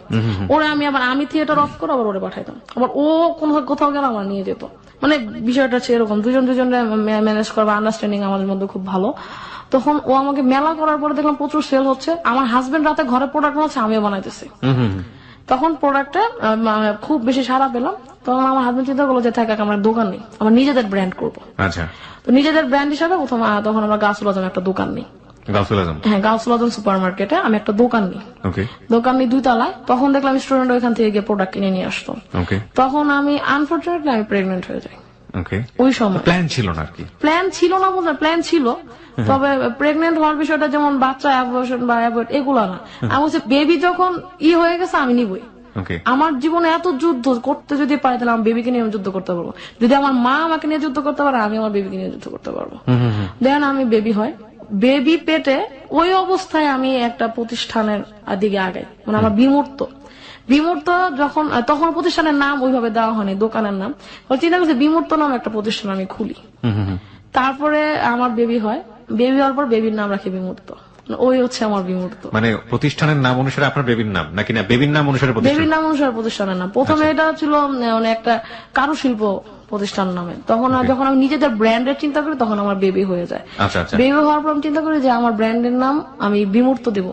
আচ্ছা। বলছে বিমূর্ত কেন? আমার হাজবেন্ড আবার গান গাইতেছিল, বিমূর্ত রাত্রি আমার। ওকে। আমি বলছি যে আমি তো তখন প্রেগনেন্ট, আমি বলছিলাম যে বিমূর্ত, যা ছেলে হোক আমি হোক, আমার সন্তানের নাম বিমূর্ত হবে। ওকে। তখন আমি বললাম যে ঠিক আছে। তখন বেবি, তখন আমার হাজবেন্ড এই ব্যবসাটা যতটুক পারে দেখছে, দোকানগুলো মোটামুটি একটু চালানোর চেষ্টা করছে। তখন টুকটাক মেলা করতাম, ওই আমার ভাই গিয়ে মেলায় বসতো বা আমার হাজবেন্ড গিয়ে মেলায় বসতো, আমি তো ঘর থেকে বেরোতে পারতাম না সহজে। কিন্তু ওই প্রেগনেন্ট থাকাকালীন অবস্থায় যখন আমি আর 2 মাস, তখন আমার হাজবেন্ড আমার চিন্তা করলো যে মার্কেটিং এ না পড়ে চারুকলা ভর্তি করে দিবে। এখন তো মেইন চারুকলা ভর্তি হওয়া যাবে না, তখন ওই ইউরো চারুকলা আমাকে ভর্তি করে দিল। যদি মার্কেটিং এ এখন কষ্ট করে না যায়, তো ইউরোটা শুরু কর, বেবি হওয়ার পর এটা নিয়ে রান করবি। আচ্ছা। তো যেহেতু আমি ডিজাইন নিয়ে পড়তেছি, আমাকে ডিজাইন সেক্টরে ঢুকাই দিল। সম্পূর্ণ চারুকলা, আমি পেন্টিং এ ভর্তি হয়ে গেছি। সেই চারুকলায় পড়া হলো তাহলে? চারুকলায় পড়া হলো, এবং আমার শুধু আমার হাজবেন্ডের কারণে সে আমাকে ভর্তি করে দিল। বলতেছে যে তুমি ডিজাইন নিয়ে চিন্তা করো, তুমি এখানে পড়ো, দেখো কি পারো। ফার্স্ট সেমিস্টার চলাকালীন অবস্থায় আমি বেবি নিয়ে বাসে যাতায়াত করতাম, বেবি পেটে নিয়ে। বেবি তখন হয় নাই আমার, বেবি পেটে নিয়ে যখন 9 মাস, তখন আমি ভার্সিটি গেছি। গিয়ে ফার্স্ট সেমিস্টার খুব কষ্টে আমি ফিল মানে পুরোপুরি করে ফার্স্ট সেমিস্টার করে সেকেন্ড সেমিস্টার যাওয়ার আগ পর্যন্ত আমি একটা ড্রপ অ্যাপ্লিকেশন ফেলি যে আমি সেকেন্ড সেমিস্টার আবার 1 বছর পরে শুরু করবো। ওই 9 মাসের সময় বন্ধ হয়, ঠিক তার 18 দিন পর আমার বেবি হয়। ওই অবস্থায় আমি কিন্তু পড়াশোনাও বন্ধ করি নাই, আমি ব্যবসাও ক্লোজ করি নাই। আমার হাজবেন্ডের আমার ব্যবসা দেখছে, পড়াশোনাটা আমি অনেক কষ্ট। ও আমাকে যেদিন দেখতো বাসে যেতে পারতেছে না, ও আমাকে নিয়ে দিয়ে আসতো হোন্ডায় করে। তো যা চলাচল করে, সবাই বলতো যে বেবির ক্ষতি হয়ে যাবে, তুমি যে এখন ওই অবস্থা না চলাচল করতেছো। তারপর আমি বন্ধ হইনি, আমি ওই 9 মাস যখন আমার বেবি পেটে, তখন আমি রান করতেছি। আচ্ছা। তো খুবই মানে করে করতাম। কমপ্লিট করার পরে তারপর বেবি হলো। বেবি হওয়ার পরে আমার হাজবেন্ড বললো যে এখন আর কোম্পানি আমার কারো শিল্প নামে রাখবো না, আমার মেয়ের নাম বিমূর্ত দিয়ে আমি শুরু করবো। মেয়ে হলো ওই যে শুরু করলাম, ওর নামে প্রথমে বিজনেসের নাম ব্র্যান্ডিং করলাম বিমূর্ত নামে। গাউসুল আজমে আপনাদের দোকান? হ্যাঁ, গাউসুল আজমের 2 তলায় আমার দোকান ছিল তখন। তো দোকান ছিল। তো